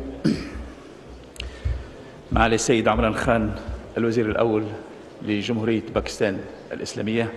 Imran Khan, Prime Minister of the Islamic Republic of Pakistan, Excellency Shah Mahmoud Qureshi, Foreign Minister of the Islamic Republic of Pakistan, we congratulate you on your chairmanship of this session and for the celebration of your Independence Day. Highnesses, Excellencies, Excellency Mr. Hussein Ibrahim Taha, Secretary General of the OIC, ladies and gentlemen, on behalf of the Arab group, I'm pleased to extend my greetings to Shah Mahmoud Qureshi, Foreign Minister of the Islamic Republic of Pakistan, for the efforts deployed to consolidate joint Islamic action. I also extend my thanks to the Republic of Niger for its excellent chairmanship of the previous session of our Council. I should seize this opportunity to hail the efforts made by the Kingdom of Saudi Arabia, the chair of the Islamic Summit. I extend my thanks to Mr. Hussein Ibrahim Taha, OIC Secretary General, for providing support to Arab states to further enhance the organization. Highnesses, Excellencies, ladies and gentlemen, the holding of this meeting under the motto of building partnerships reaffirms our need as an Islamic group more than ever, our need for having a joint confrontation of the challenges that we are facing as a result of the serious rapid changes in the world and the need to contain them in order to promote peace and security in the world and in our Islamic and Arab region in particular. Our organization has a weight and needs a joint position in order to address the various international and regional issues on the basis of the principles and the values that bring us together and which we share. These require an urgent solution to all the causes on the basis of the same international standards. The Arab group reiterates the need to identify a political settlement to all the crises witnessed in our region and to make our voice heard and defend our causes in the international arena. This will deal with all the attempts that aim to destabilize our countries. The joint ties between us and our commitment to the values of justice require that we need to fulfill our responsibility to the Palestinian people to end the daily Israeli violation of the rights of Palestinians and the promotion of the settlement policies that will reduce the possibility of a peace and reduce tension in the region. The Palestinian cause is at the forefront of our concerns. We call for a resumption of the peace process and the settlement of the issue on the basis of international resolutions and on the basis of the Arab and Islamic position. The same applies to Jammu Kashmir. Here, we need to implement all the international resolutions. It is a just cause, and there is no doubt about that. The same applies to Yemen, and here we call on Yemen to go for a dialogue to settle the issue. We thank the Kingdom of Saudi Arabia for the valuable efforts in this regard. Terrorism and violent extremism are a common enemy that destabilize our countries. This requires further vigilance and more effective coordination and cooperation in order to use the preventive measures and to adopt new approaches to face this scourge and the trans-border organized crime such as illegal migration and trafficking in humans. On the other hand, we need to adopt modern digital communication means to face Islamophobia and the discourse of hatred and extremism. And we need to work together to promote the discourse of tolerance and the acceptance of the other. We need further cooperation among the various partners to convince others about the just cause of our causes and to promote the principles of understanding on the basis of the peaceful cohabitation between peoples. Highnesses, Excellencies, ladies and gentlemen, reinforcing peace and security in our Islamic region in the face of the exceptional challenges such as COVID-19, and in order to be able to deal with the Ukrainian issue, all of this requires further partnership at the economic and developmental levels, and our Arab financial institutions need to make more contributions, and the same applies to specialized organizations working in these areas. The aim is to achieve the set objectives, to promote trade in the Islamic world, and to activate tourism, and we need further initiatives to promote our economies, such as the OIC investment initiative.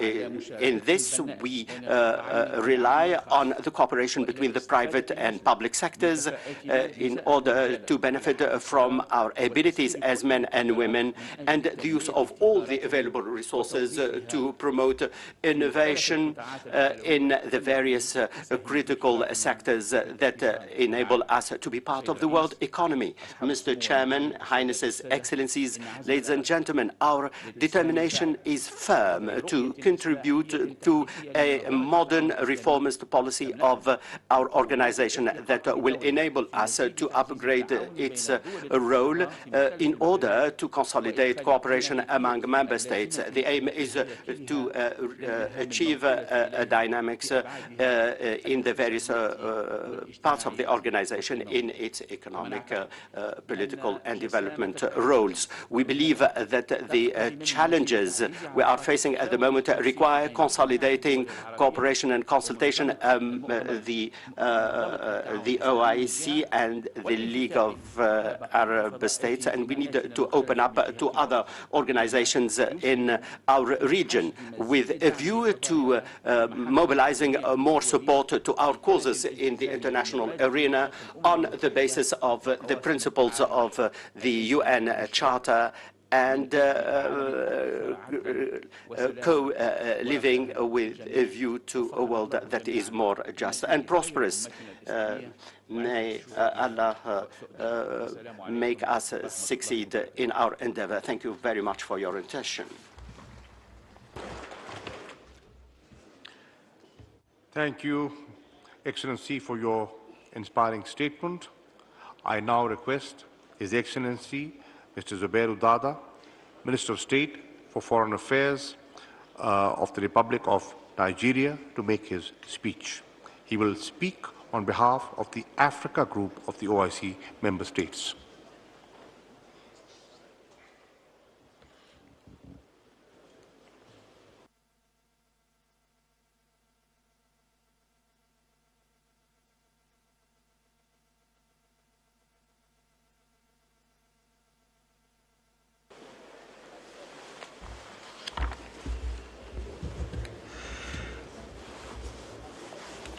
أعوذ بالله من الشيطان الرجيم بسم الله الرحمن الرحيم.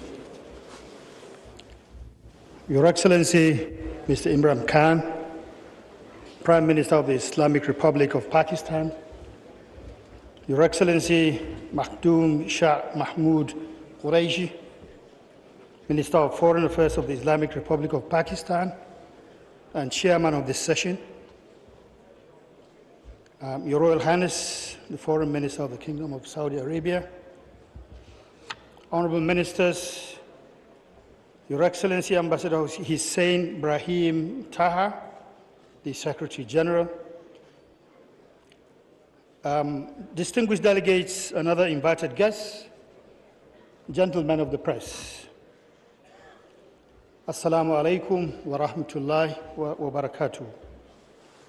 It is for me indeed a great honor and privilege to speak today on behalf of the African Group on the occasion of the 48th session of the Council of Foreign Ministers of the Organization of Islamic Cooperation, holding in this beautiful city of Islamabad.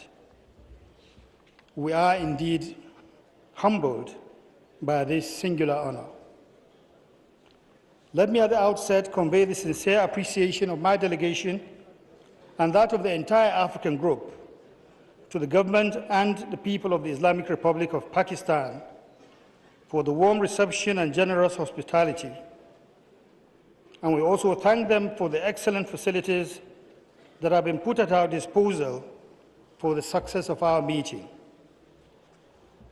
We wish to congratulate the good people of Pakistan on the celebration of the 75th anniversary of independence of Pakistan.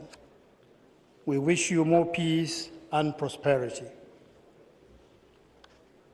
Permit me also to congratulate you, Mr. Chairman, for your unanimous election to steer the proceedings of this session.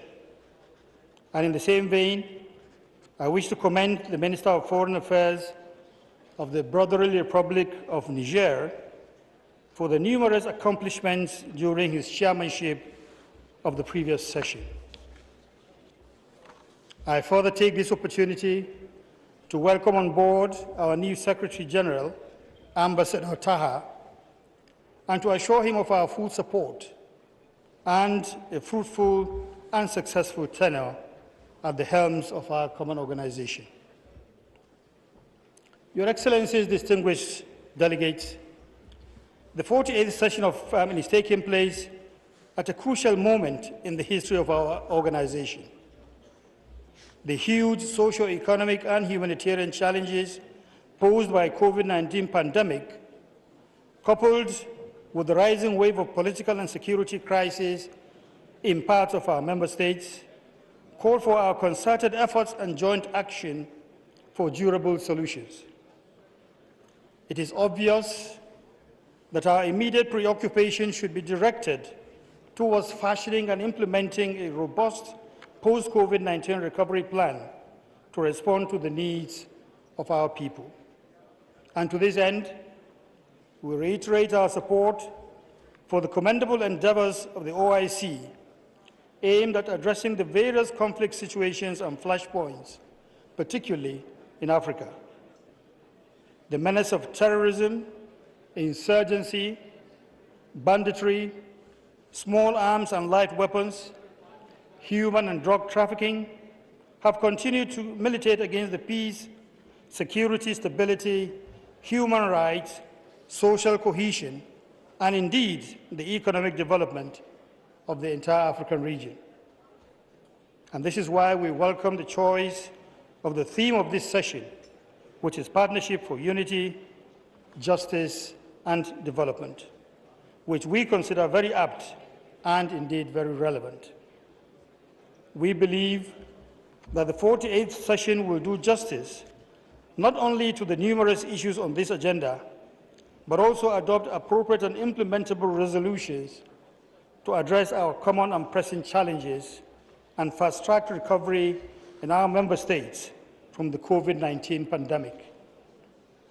Mr. Chairman, for the past 12 years, Nigeria and indeed the Lake Chad Basin countries have continued to suffer from brutal acts of terrorism led by Boko Haram and lately ISWAP.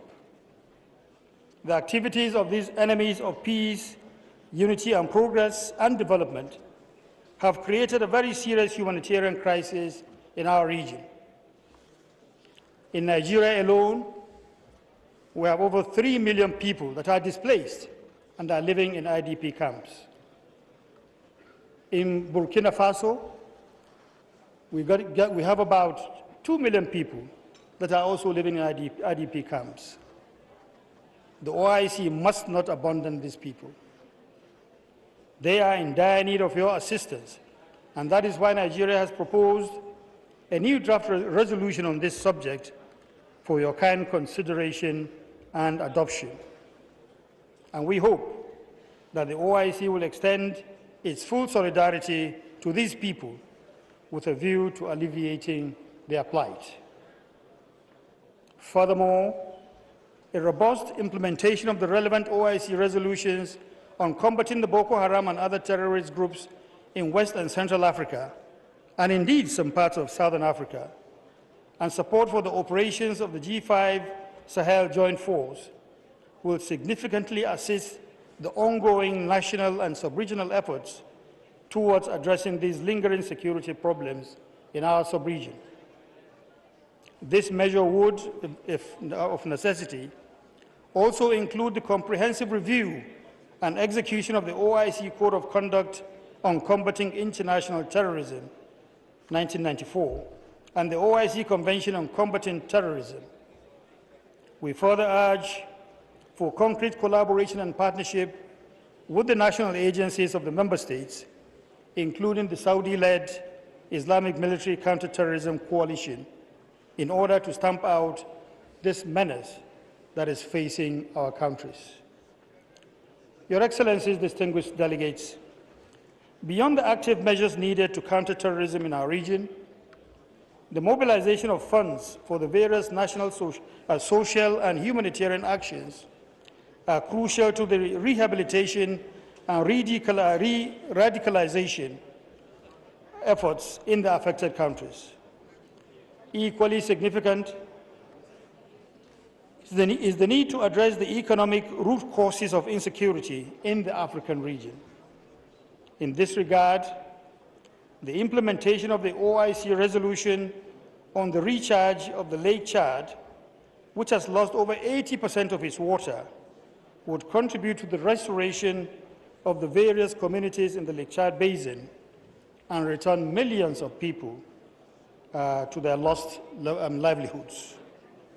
Similarly, it is our conviction that the agenda of OIC on peace and security can best succeed if we establish meaningful partnership with the United Nations, the African Union, and other sub-regional groupings in Africa on conflict prevention, conciliation, mediation, and peace building, as well as the promotion of good governance and democracy. And closely related to this is the need for granting debt remission and relief for our countries, especially the least developed countries that represent more than 1/3 of the OIC membership. Mr. Chairman, poverty remains one of the major challenges confronting Africa, and the pandemic has sadly further aggravated the situation. To create a better and more sustainable future for our people, strengthening intra-OIC cooperation to harness the enormous resources and potentials within our member states is key and essential. Equally vital is the need to boost intra-OIC trade and commercial exchanges as a bedrock for our economic cooperation and a means to further enhance South-South cooperation. We regret to note the drastic decline in the volume of intra-OIC trade, reported from 700.1 billion in 2019 to just 552.8 billion in 2020, amounting to about 21.2% decline.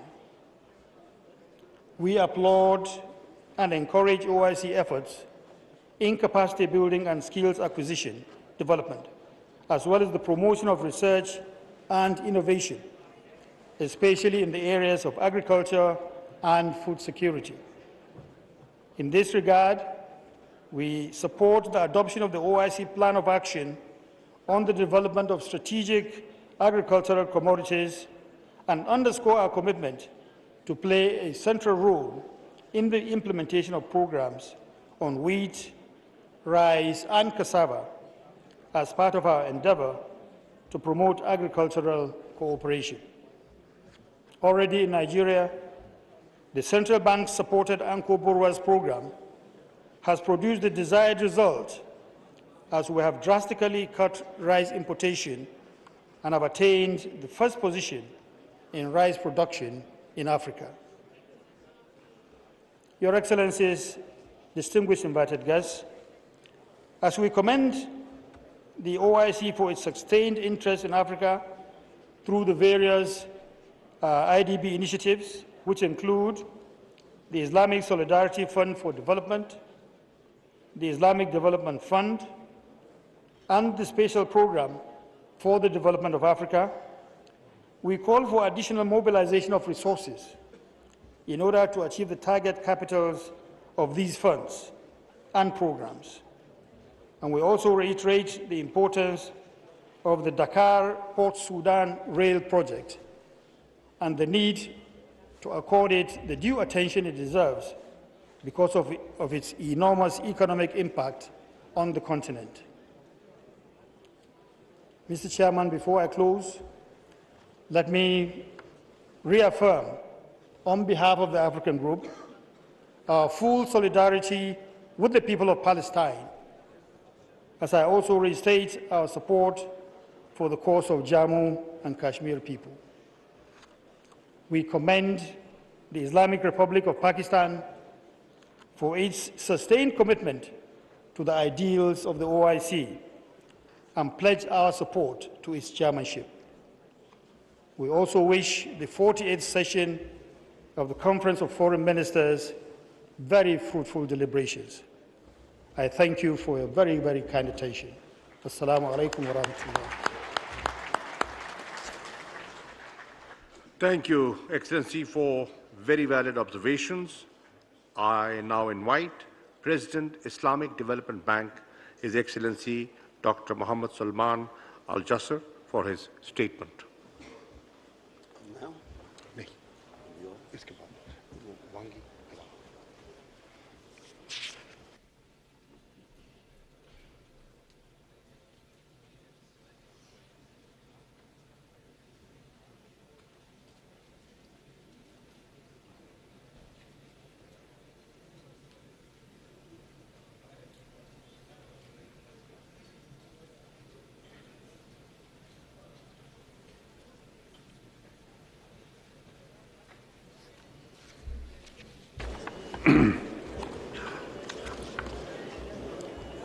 بسم الله الرحمن الرحيم والصلاة والسلام على أفضل الأنبياء والمرسلين سيدنا ونبينا محمد وعلى آله وصحبه أجمعين ومن تبعهم بإحسان إلى يوم الدين.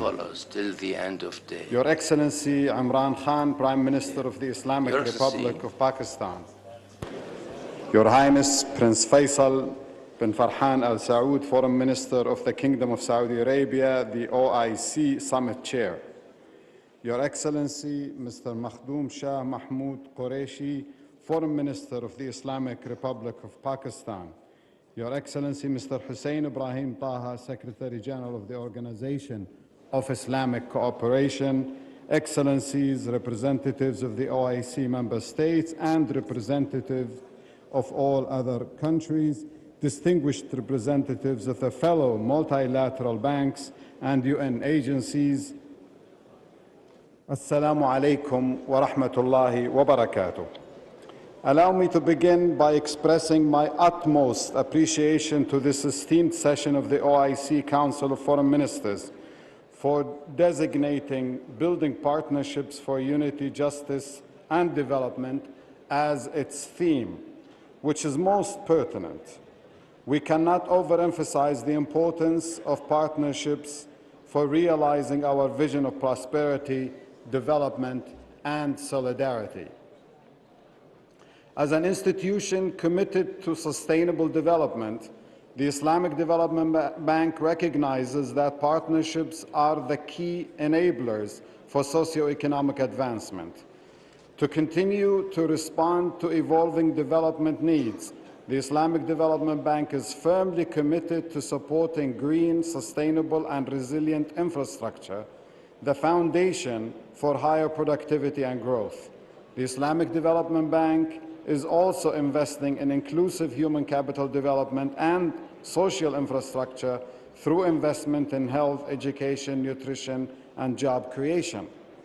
For the bank, solidarity means strengthening partnerships and cooperation among the member countries in all possible areas to enhance their collective economic development.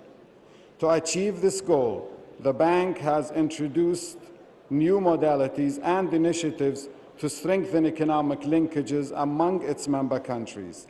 The programs under IDB's regional cooperation and integration, supported by our private sector group entities, aim to scale up regional integration projects, intra-OIC trade and investment levels through cross-border projects and trade corridors. Excellencies, distinguished guests, the establishment of the Afghanistan Humanitarian Trust Fund is a strong message of solidarity with our brothers and sisters in Afghanistan. The 17th extraordinary meeting of the OIC Foreign Ministers, held in this great city on December 19, 2021, asked the Islamic Development Bank to establish, operationalize, and manage the fund to channel humanitarian assistance to Afghanistan in partnership with other international and regional stakeholders. I am pleased to update that the charter has been signed with the OIC.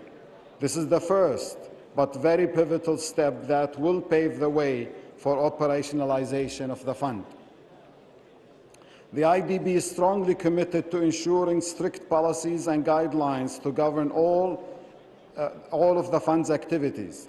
Accordingly, we guarantee utmost transparency in all aspects of the fund's activities and adherence to the relevant international standards and best practices. Excellencies, ladies and gentlemen, given the gravity of the challenges facing Afghanistan today, no single entity or institution can tackle them alone. Instead, there is a consensus that the international community needs to collectively provide a holistic, practical, sustainable, and comprehensive solution, learning from the lessons of the past and leveraging the strengths of all stakeholders to address these daunting challenges. Since last December, the Bank has had continuous coordination and consultations with the OIC, development partners, humanitarian organizations, and donors. We have also consulted with countries interested in supporting the Afghani people. We are committed to benefiting from all relevant experiences and exploring potential cooperation opportunities to ensure formulation of an impactful partnership to undertake collective efforts to achieve the fund's objectives.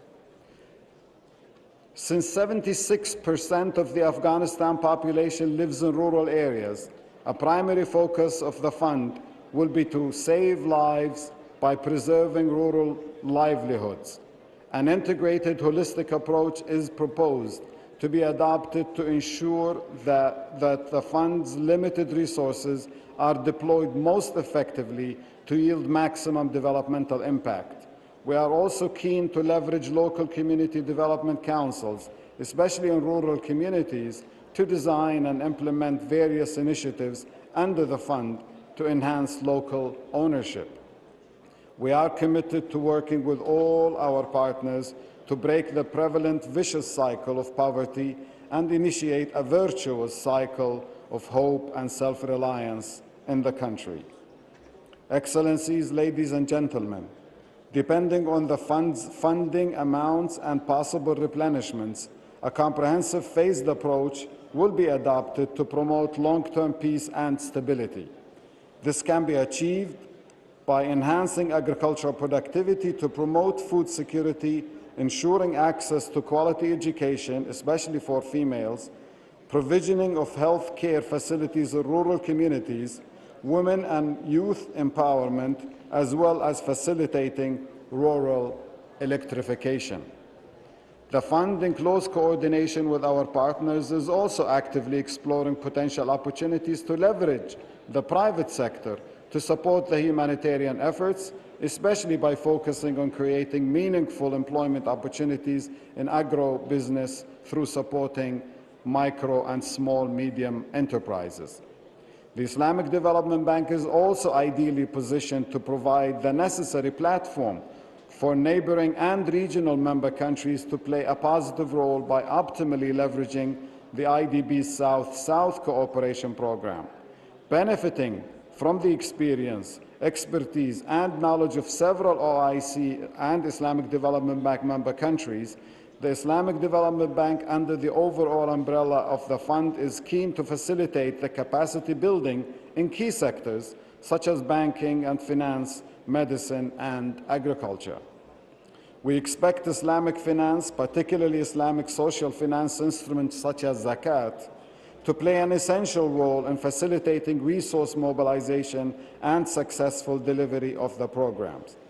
We look forward to the generous support of all OIC countries, international, regional, and bilateral organizations, the private sector, and philanthropists. The success of this fund will not be of credit to a single individual, entity, or institution, but to all of humanity. I reiterate the Islamic Development Bank's continued commitment to work closely with our partners and the international community to fully synchronize all efforts to ensure we collectively deliver sustainable support to Afghanistan, fostering resilience and self-reliance. Excellencies, distinguished guests, I take this opportunity to express our sincere appreciation to the Organization of Islamic Cooperation and the OIC Special Envoy for all their efforts to promote the Afghanistan Humanitarian Trust Fund globally. I would also like to thank the Kingdom of Saudi Arabia for this vital initiative whereby we take the lead in helping our fellow Muslims. Special thanks go to Nigeria for being the first country to make a pledge. We are confident other countries and donors will follow suit. I also extend my special thanks to the government of Pakistan for its generosity and hospitality, and also congratulate the people and the government of Pakistan on the occasion of this 75th anniversary of independence. Wassalamu alaikum wa rahmatullahi wa barakatuh. Thank you, Mr. President, for your statement. We are moving closer to the closure of the inaugural session. May I request Excellencies to take your seats, and I'd like to see the House in order before I invite our special guest to come to the rostrum for his statement. Please take your seats. People standing at the back, I would request you to please take your seats. Thank you.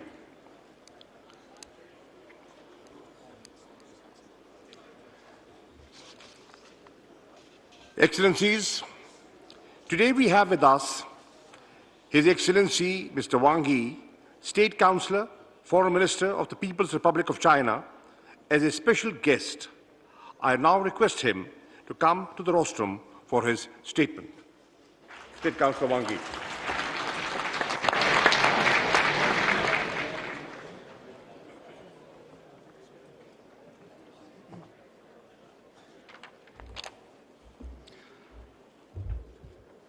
尊敬的伊姆兰汗总理，尊敬的库里希外长、塔哈秘书长，各位同事、各位兄弟、各位好朋友，非常高兴应邀出席伊斯兰合作组织外长会的开幕式，并有机会发表致辞。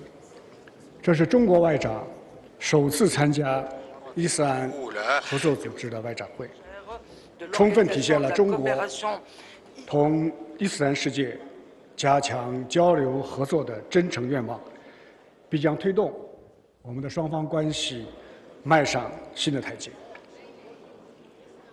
中华文明同伊斯兰文明都是世界上有重要影响的古老文明，双方的交往绵延千年，历经国际风云变幻的考验，有着深厚的历史底蕴和坚实的民意基础。友好始终是双方关系的主流，平等始终是彼此互动的基础，共赢始终是相互合作。长期以来， Over the years, we're always committed to mutual respect and trust and support each other's core concerns. China will never forget 共同提交议案，近30个伊斯兰国家坚定的支持，把中国抬进了联合国。同样，在伊斯兰世界最为关注的巴勒斯坦问题上，中国的支持 从未犹豫，从未缺席。我们始终坚持团结互助，致力发展，实现共同发展。疫情爆发后，伊斯兰国家第一时间给予中国宝贵的支持，中国也及时向50个伊斯兰国家提供了13亿剂疫苗以及大量的抗疫物资。 共建“一带一路”已经成为双方走向发展繁荣的桥梁和纽带。中国迄今已经同54个伊斯兰国家签署了合作文件，开展了将近600个大型的合作项目，资金投资的总额达到了4000亿美元，给双方人民带来了实实在在的利益。 我们始终坚持互学互鉴，守护世界的多样文明。中华文明和伊斯兰文明历史上都对人类文明做出过重大的贡献，而近代以来，我们也都受到了不公正的对待。现在，我们正携手迈上发展复兴之路。我们要大力倡导文明平等对话、交流互鉴，从彼此的悠久文明中汲取智慧，共同抵制文明歧视，共同反对文明冲突。应该说，中国和伊斯兰世界已经找到了一条不同文明友好相处、合作共赢的道路，成为践行新型国际关系的典范，对不同国家、不同文明之间如何交往提供了有益的经验。各位同事、各位朋友，面对动荡变革的世界，本届伊核组织外长会聚焦结伴实现团结、公正、发展这一主题，反映了世界上大多数国家的共同心声。中方愿意同一方一道，倡导真正的多边主义，捍卫联合国宪章的宗旨原则，维护以联合国为核心的国际体系，在追求民族复兴的道路上风雨同舟，携手同行。中国愿意同伊斯兰世界建设4个伙伴关系：一是做团结协作的伙伴，相互坚定支持彼此捍卫国家的主权、独立和领土完整，坚定支持彼此独立自主地探索符合本国国情的发展道路，坚定支持彼此维护自身的正当发展权益和广大发展中国家的共同利益。二是做发展振兴的伙伴，继续团结抗疫。下阶段，中方将继续向伊斯兰国家提供3亿剂疫苗，助力各国构筑健康防线。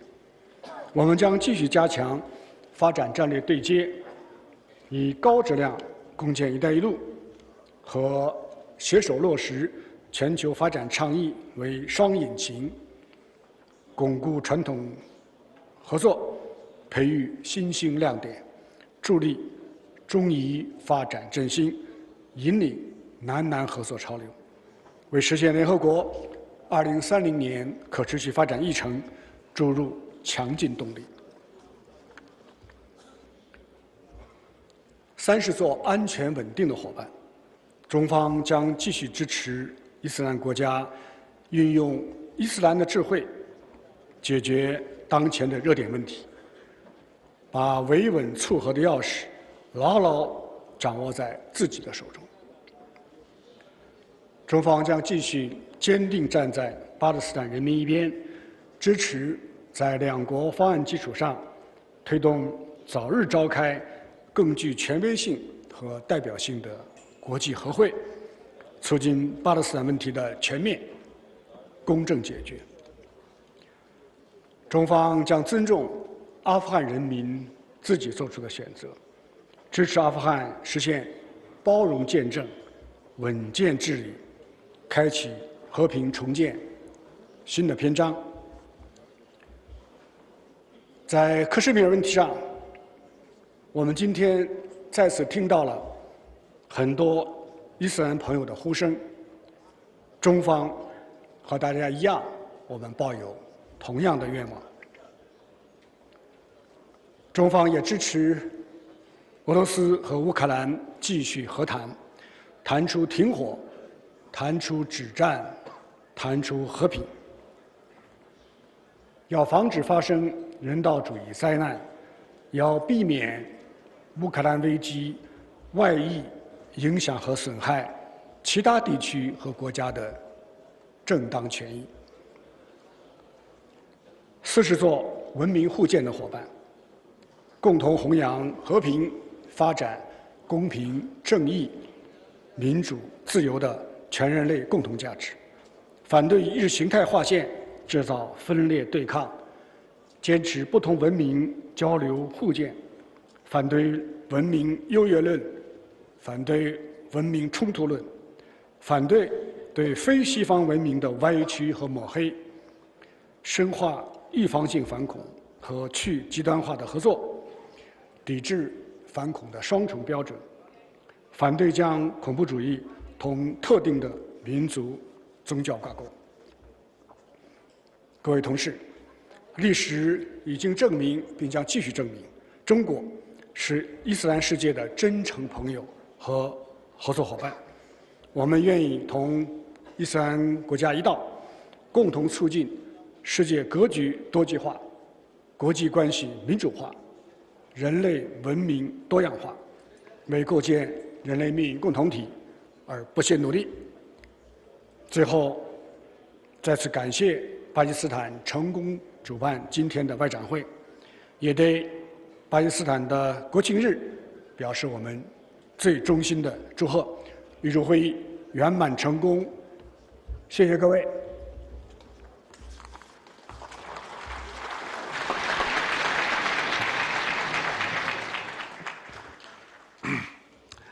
Thank you, Excellency, for your insightful remarks. We are grateful indeed for your gracious presence. I now request His Excellency, Mr. Imran Khan, Prime Minister of the Islamic Republic of Pakistan, to make his keynote address.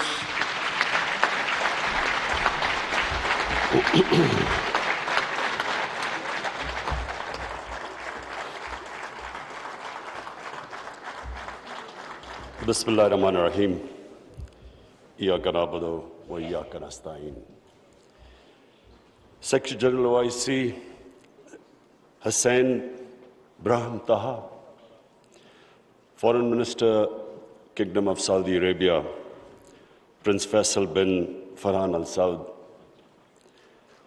Honorable Foreign Minister of China, Wang Yi, Royal Highnesses, Honorable Foreign Ministers, Excellencies, ladies and gentlemen. First of all, let me welcome you with great joy and happiness on this 48th Foreign Ministers OIC meeting. And it's being held in Islamabad at a time when we are celebrating our 75th anniversary of our independence. So I want to warmly welcome you. I hope you have a great stay here. And from the people of Pakistan, they are overjoyed that all of you are here and on this special occasion. Today I want to especially congratulate our OIC members because of a landmark resolution passed in the United Nations declaring 15th March as a day to combat Islamophobia.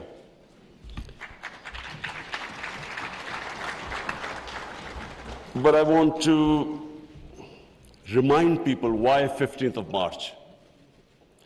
15th of March was a day when a gunman walked into a mosque in New Zealand and shot dead 50 people. Why did he shoot them? Because he felt that all Muslims were terrorists.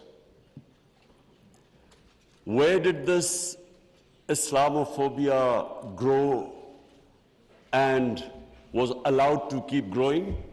After 9/11. What happened after 9/11? Unfortunately, this narrative of Islamic terrorism, Islamic radicalism, this narrative went on unchecked. Respected foreign ministers, I have spent a lot of my life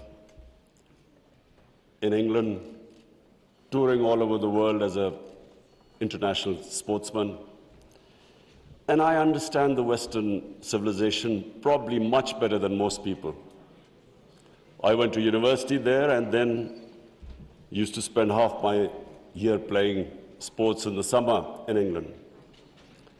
Now I saw this growing. After 9/11, this Islamophobia kept growing.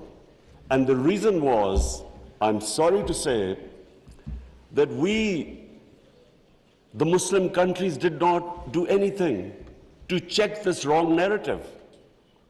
How can any religion have anything to do with terrorism? How was Islam equated with terrorism? And once that happens, how is the man in the street in Western countries, how is he supposed to differentiate between a moderate Muslim and a radical Muslim? How can he differentiate? Hence, this man walks into a mosque and shoots everyone he could. Unfortunately, what should have been done and wasn't,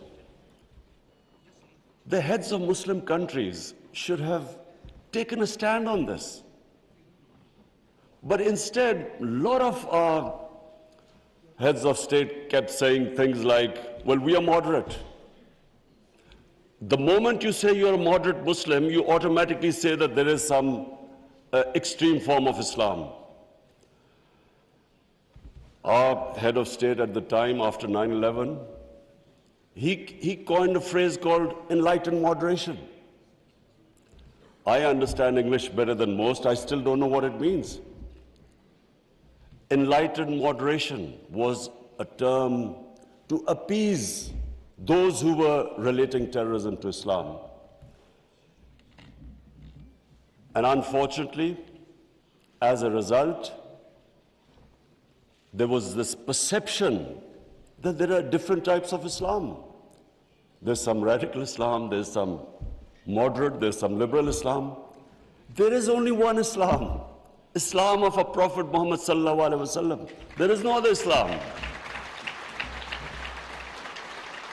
In human communities, in every human community, you have your moderates, you have your liberals, you have your conservatives, you have your fanatics. Every human community has that. The man who walked into the mosque in New Zealand clearly was not a normal person. So, but why no other human community was branded with their religion? 1.5 billion people branded by these terms. And there always should be self-criticism, because that's how you improve. Unless you analyze your mistakes, you can't improve yourself. So that was the biggest mistake we made. We did not challenge this narrative. And guess who suffered? Muslims living in Western countries. They kept suffering, because any incident would happen, any terrorist incident by a Muslim immediately meant that every Muslim became branded. When 9/11 happened, I still remember, people were petrified in Pakistan that I hope there was no Pakistani involved. How could how could whole community be responsible for some fanatical deed by some extremists? So therefore, this was it was one of the worst periods for Muslims living in non-Muslim countries. And then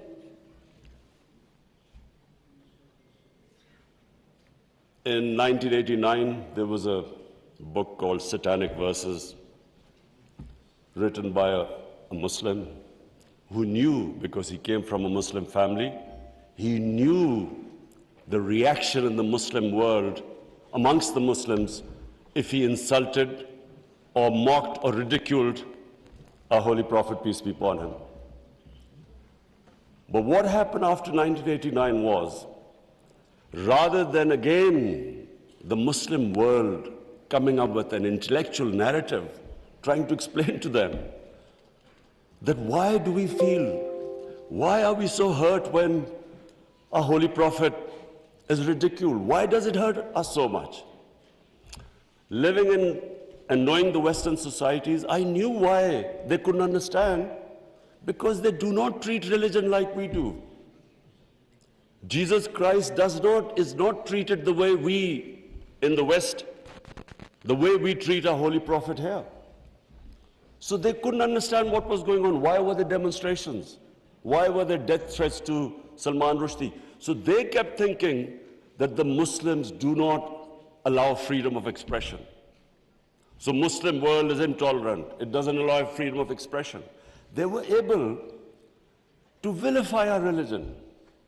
And yet there was no coherent response from the Muslim world.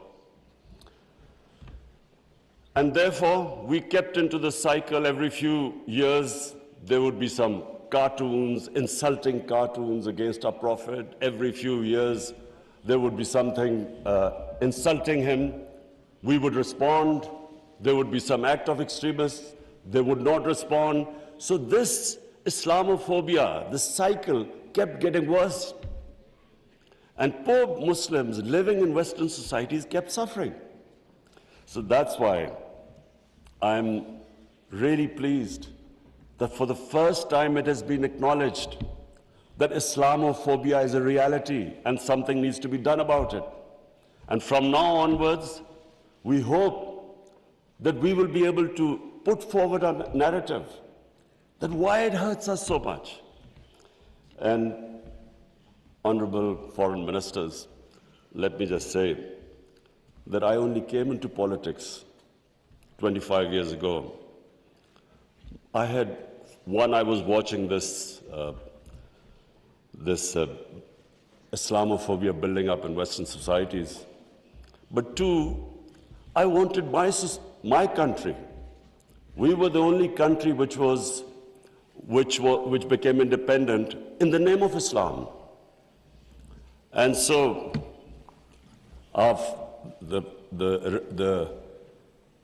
the objective resolution of our founding fathers was to make an Islamic welfare state based on the state of Medina. So I came into politics 25 years ago because that was my goal. And just in this August gathering, let me just say, in the history of mankind, there was never a more just and humane state. Unfortunately, our children don't know about it. Even we in Muslim countries don't know that the modern state our Prophet created. Forget about Western countries or non-Muslims.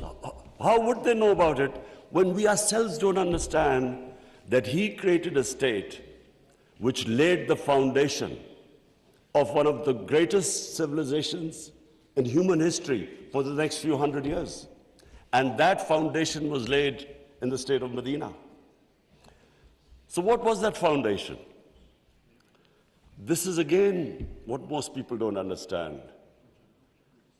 And I'm glad that Foreign Minister Wang Yi is here, because I want people to understand what was it that caused this great revolution, one of the greatest revolutions of all times. The state of Medina was one of the greatest revolutions. What was it? Number one, our Prophet was given the title in our holy book, the Quran, as Rahmatul lil Alameen, mercy for mankind, not mercy for Muslims. He came as a mercy for mankind. He came to unite mankind, not divide mankind.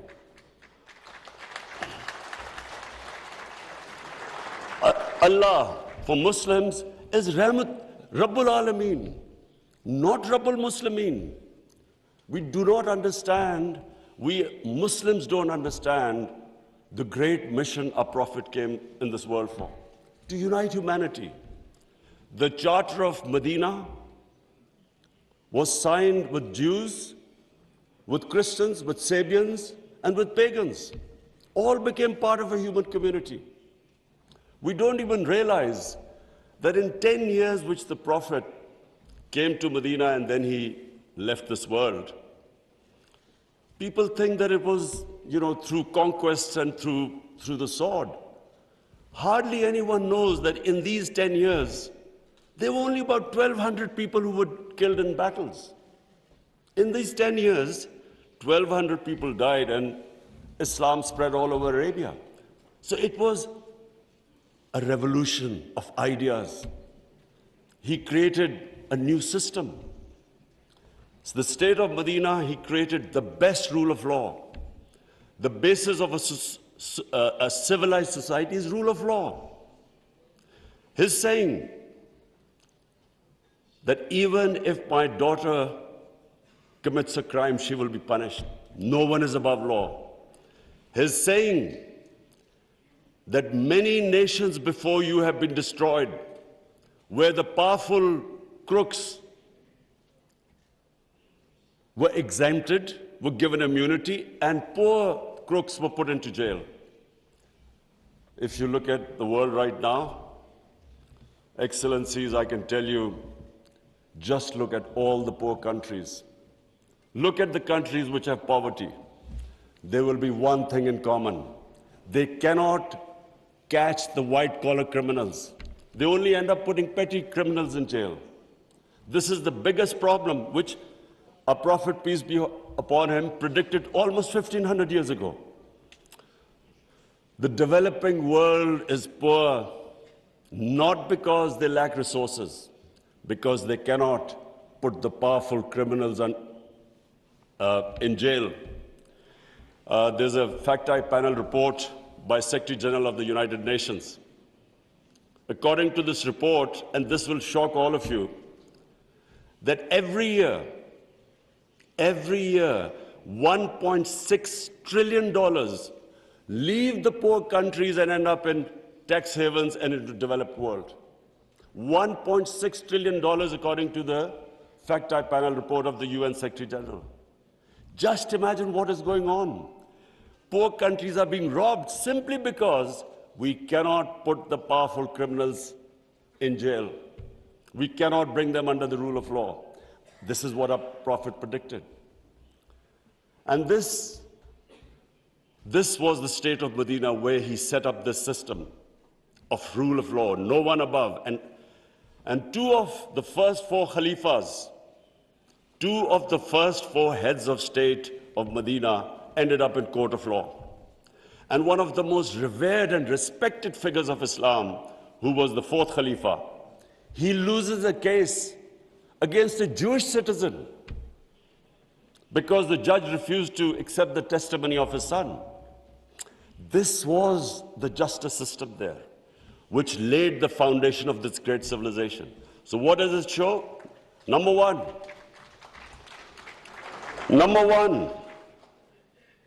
that minorities were equal citizens. They were equal citizens in front of law. There was no discrimination. Secondly, it shows that a common citizen could win a case against the head of state. No one was above law. This is 600 years before the Magna Carta was signed in England, which was the beginning of the democratic struggle of Britain. And it took them years before they could actually bring their head of state under the rule of law. This is what happened in the state of Medina. It was ahead of its time. And then it was the first welfare state in the history of mankind. Compassion, humanity. It was a state which took care of its weak, its orphans, its widows, its poor people. It was the first time pensions were introduced in the state of Medina. They took care of the old people. A compassionate state. A state where they wanted to please the Almighty. How do you please the Almighty Allah? By looking after His human beings, especially the weak. This is what happened in the state of Medina. And today, I feel sad whenever I go to Scandinavia. I see what a welfare state should be in all over the Muslim world. Look at humanity there. Look at the way they look after the weak. In fact, sometimes I'm sad because they look after the animals better than some of us look after our human beings. And remember, He's Rahmatul Alameen, so whoever listened to His message, whichever human community will prosper. It doesn't matter because for all humanity, He brought the message of mercy. If you look at Switzerland, in the rule of law index, Switzerland is 99%. 99%. So with hardly any resources, it is one of the most prosperous countries in the world. So as I said, anyone who goes by the model of Medina will prosper. And then, quest for knowledge. Foreign Minister Wang Yi, you'll be surprised, one of our prophets saying, he said, even if you have to go to China to learn and quest for knowledge, you must go there. Now, first, China at that time was center of knowledge, but it meant even risking your life. Going from, at that time, Arabia to China meant you might not come back. So that was the quest of knowledge. You have to seek knowledge from cradle to grave. He sparked off this great knowledge revolution. For hundreds of years, the top scientists were Muslims because they thought quest for knowledge was a sacred duty. Look at the situation in the Muslim world today. How much do we have a quest for knowledge? And then we get so much, wherever you go, Muslims we imprison our women have no rights. And sometimes, it almost seemed that the US invaded Afghanistan to liberate their women. There was no other reason except to liberate their women. Somehow our women are in prison. Let me just tell you that it was a revolutionary move by our Prophet that women were given inheritance rights. They were empowered. In Europe, even 100 years ago, the women barely got their inheritance rights. 1,500 years ago, women were given their rights. And no one seems to know this. And sadly, cultural issues are equated to our religion. We cannot explain, sometimes Western people say, they confuse culture with religion. I'm sad to say in Pakistan, we discovered 70% of our women do not get inheritance rights. So we have especially had to pass law to enforce that women must get their inheritance rights. This is 1,500 years later. And no one knows this. Slaves, honorable foreign ministers, nowhere in human history has this happened. That slaves became kings. The Mamluks were slaves who became kings in Egypt. In India, there was slave dynasty that became kings. Why? Because the Prophet said, treat your slaves as family members. Best to free them, if not, treat them as equal family members. So he was the greatest human being that ever stepped foot. There'll never be a human being like them. Anyone close to the Prophet became leaders. If you read the book, The Arab Conquest, everyone became a leader, whoever was near the Prophet. And our generations don't understand that, and neither have we been able to explain to anyone else. Let's not confuse Muslim imperialism with the 10 years of Prophet in Medina. Let's not confuse that, because that was not what the Prophet preached, where the Muslims went all over the world conquering. It is not what the Prophets, the whole revolution was of ideas.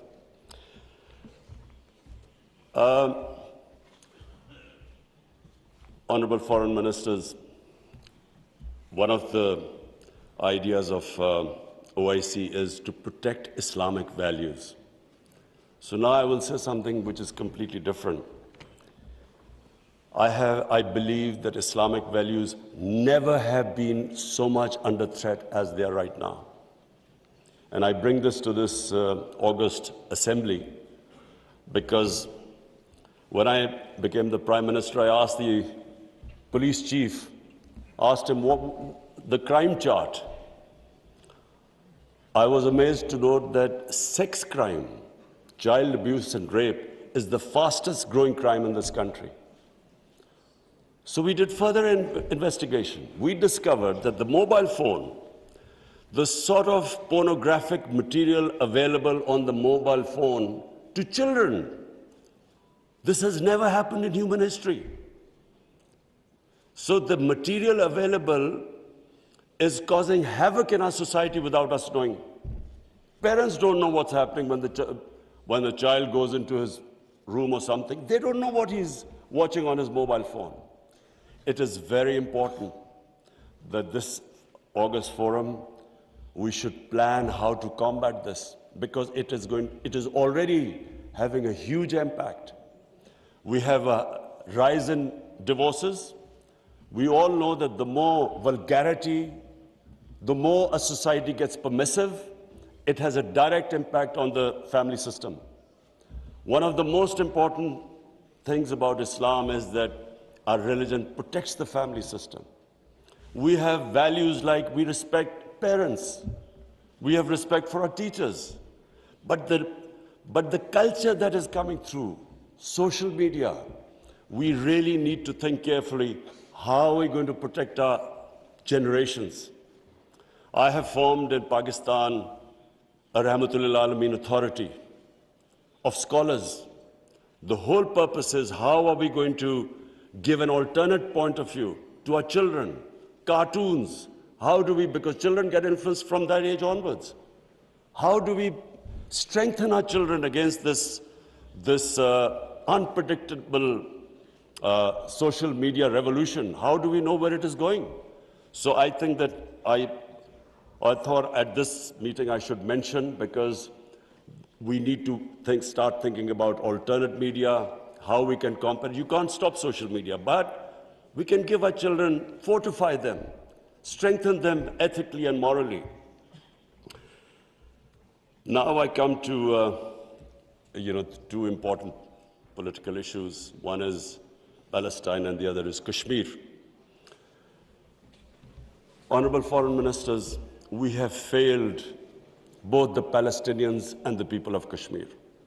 I'm sad to say that we have been able to make no impact at all. They don't take us seriously. We are a divided house, and those powers know it. We are 1.5 billion people, and yet our voice to stop this blatant injustice is insignificant. We are not talking about conquering some country.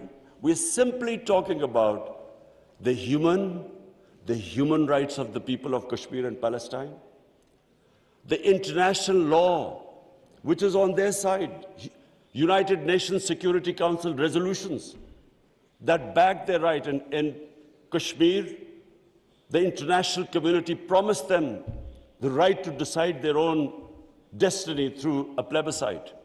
That right was never given to them. In fact, the special status of Kashmir was taken away illegally by India on 5th August 2019. Nothing happened because they feel no pressure. They feel we can make a resolution and then, back to our usual business. I'm not talking about altering our foreign policies. All of us countries have our different foreign policies. But on core issues, I'm asking the OIC that unless we have a united front, we will keep these abuses will happen. Like in Palestine, it's daylight robbery going on in Palestine. The only hope I have is now, because of social media, first time in Western countries, there's awareness of what's going on to the poor Palestinians. That is, so far, much more than the OIC. It's the mobile phone and the spread of information of the injustices being done to the Palestinians. That is the best, at the moment, the best way to protect them, not us. In Kashmir, it's a war crime, according to the 4th Geneva Convention, to change the demography of an occupied land. India is changing the demography of Kashmir by making the Muslims from a majority to a minority by bringing in settlers from outside. This is a war crime. Yet no one is pushed about it. Neither India is pushed nor Israel, because they think we are ineffective. So, honorable foreign ministers, let me just say that the way the world is headed, I'm afraid it's headed the wrong way. There's a Cold War almost started. There is a chance of world being divided into blocks. We 1.5 billion people, unless we are united, unless we take a united stand, we'll be nowhere. As what I'm scared to say where the future is headed right now. Before I come to Ukraine, I just want to talk about Afghanistan. It is extremely important that we stabilize Afghanistan. After 40 years, and no nation has suffered as the people of Afghanistan. 40 years of conflict. Finally, there is no conflict going on. The only danger now to Afghanistan is that through the sanctions and non-recognition, they might end up having a humanitarian crisis. Already the people are falling below the poverty line. Already there's a brain drain going on. So it's extremely important that we help the people of Afghanistan. And I say this because a stable Afghanistan is the only way, I repeat, it's the only way we are going to be able to stop international terrorism from Afghan soil. No other country is going to be able to do it. Let's not be delusional that some other country will come in and sort of through drones or something fight terrorism. It's not going to happen. The only hope is a stable Afghanistan government that can take care of international terrorism. I want to add a word of caution.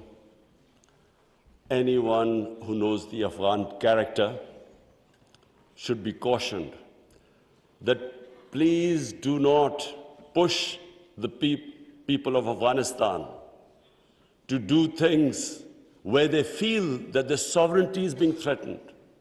They are very proud, independent-minded people. They have always fought for their sovereignty for hundreds of years. They do not like the idea that someone is dictating to them. So I would caution that let's help them, let's encourage them, let's get them involved in the international community. And I believe that the people of Afghanistan are strong enough to evolve and go in the right direction.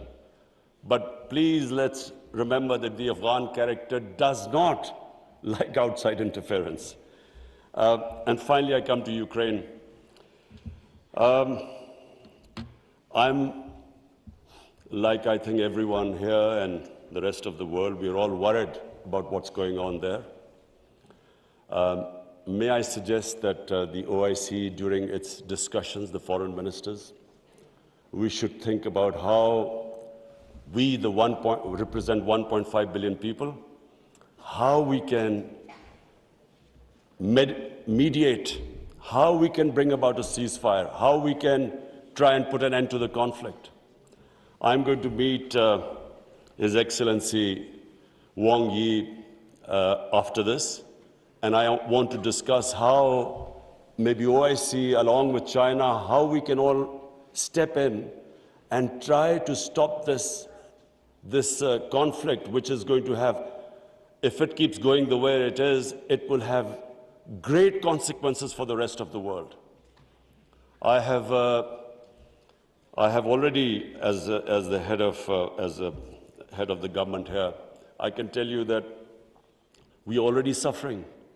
Oil prices have gone up, gas prices have shot up, wheat prices have gone up because of this war.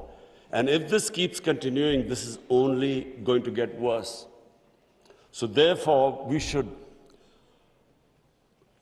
all the countries which are non-partisan, we are in a special position to be able to influence this conflict. So as I said, I would want the foreign minister, Shah Mahmood Qureshi, please discuss with the other foreign ministers, and I will discuss with His Excellency, the Chinese Foreign Minister, how we can all, as a bloc, OIC and China, how we can influence the events in Ukraine and stop this and have some ceasefire and resolve this conflict. Lastly, Honorable Foreign Ministers, let me again say what a pleasure it was to welcome you to my beautiful country. I want to end by saying, again, I repeat, that the world is moving in a direction which is sadly worrisome for all of us. In bloc politics, in Cold War, and let's just 1.5 billion people, we keep underestimating the strength we have. Somehow we lack self-belief.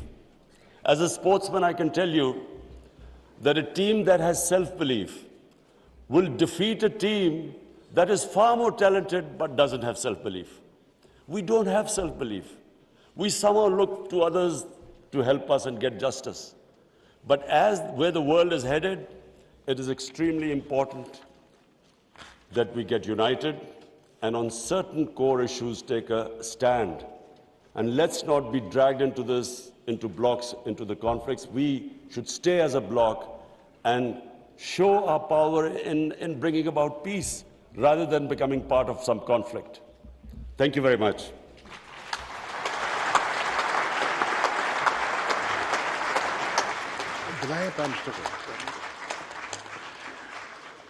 Thank you, Prime Minister, for gracing the session and enlightening us with your words of wisdom. I'm confident that your thought-provoking address will guide the deliberations of this 48th session for the next 2 days. Excellencies, we take a break for lunch and prayers. Since the inaugural session took much more time than expected, we will now reconvene at 3:15. The next segment would be off-camera, open only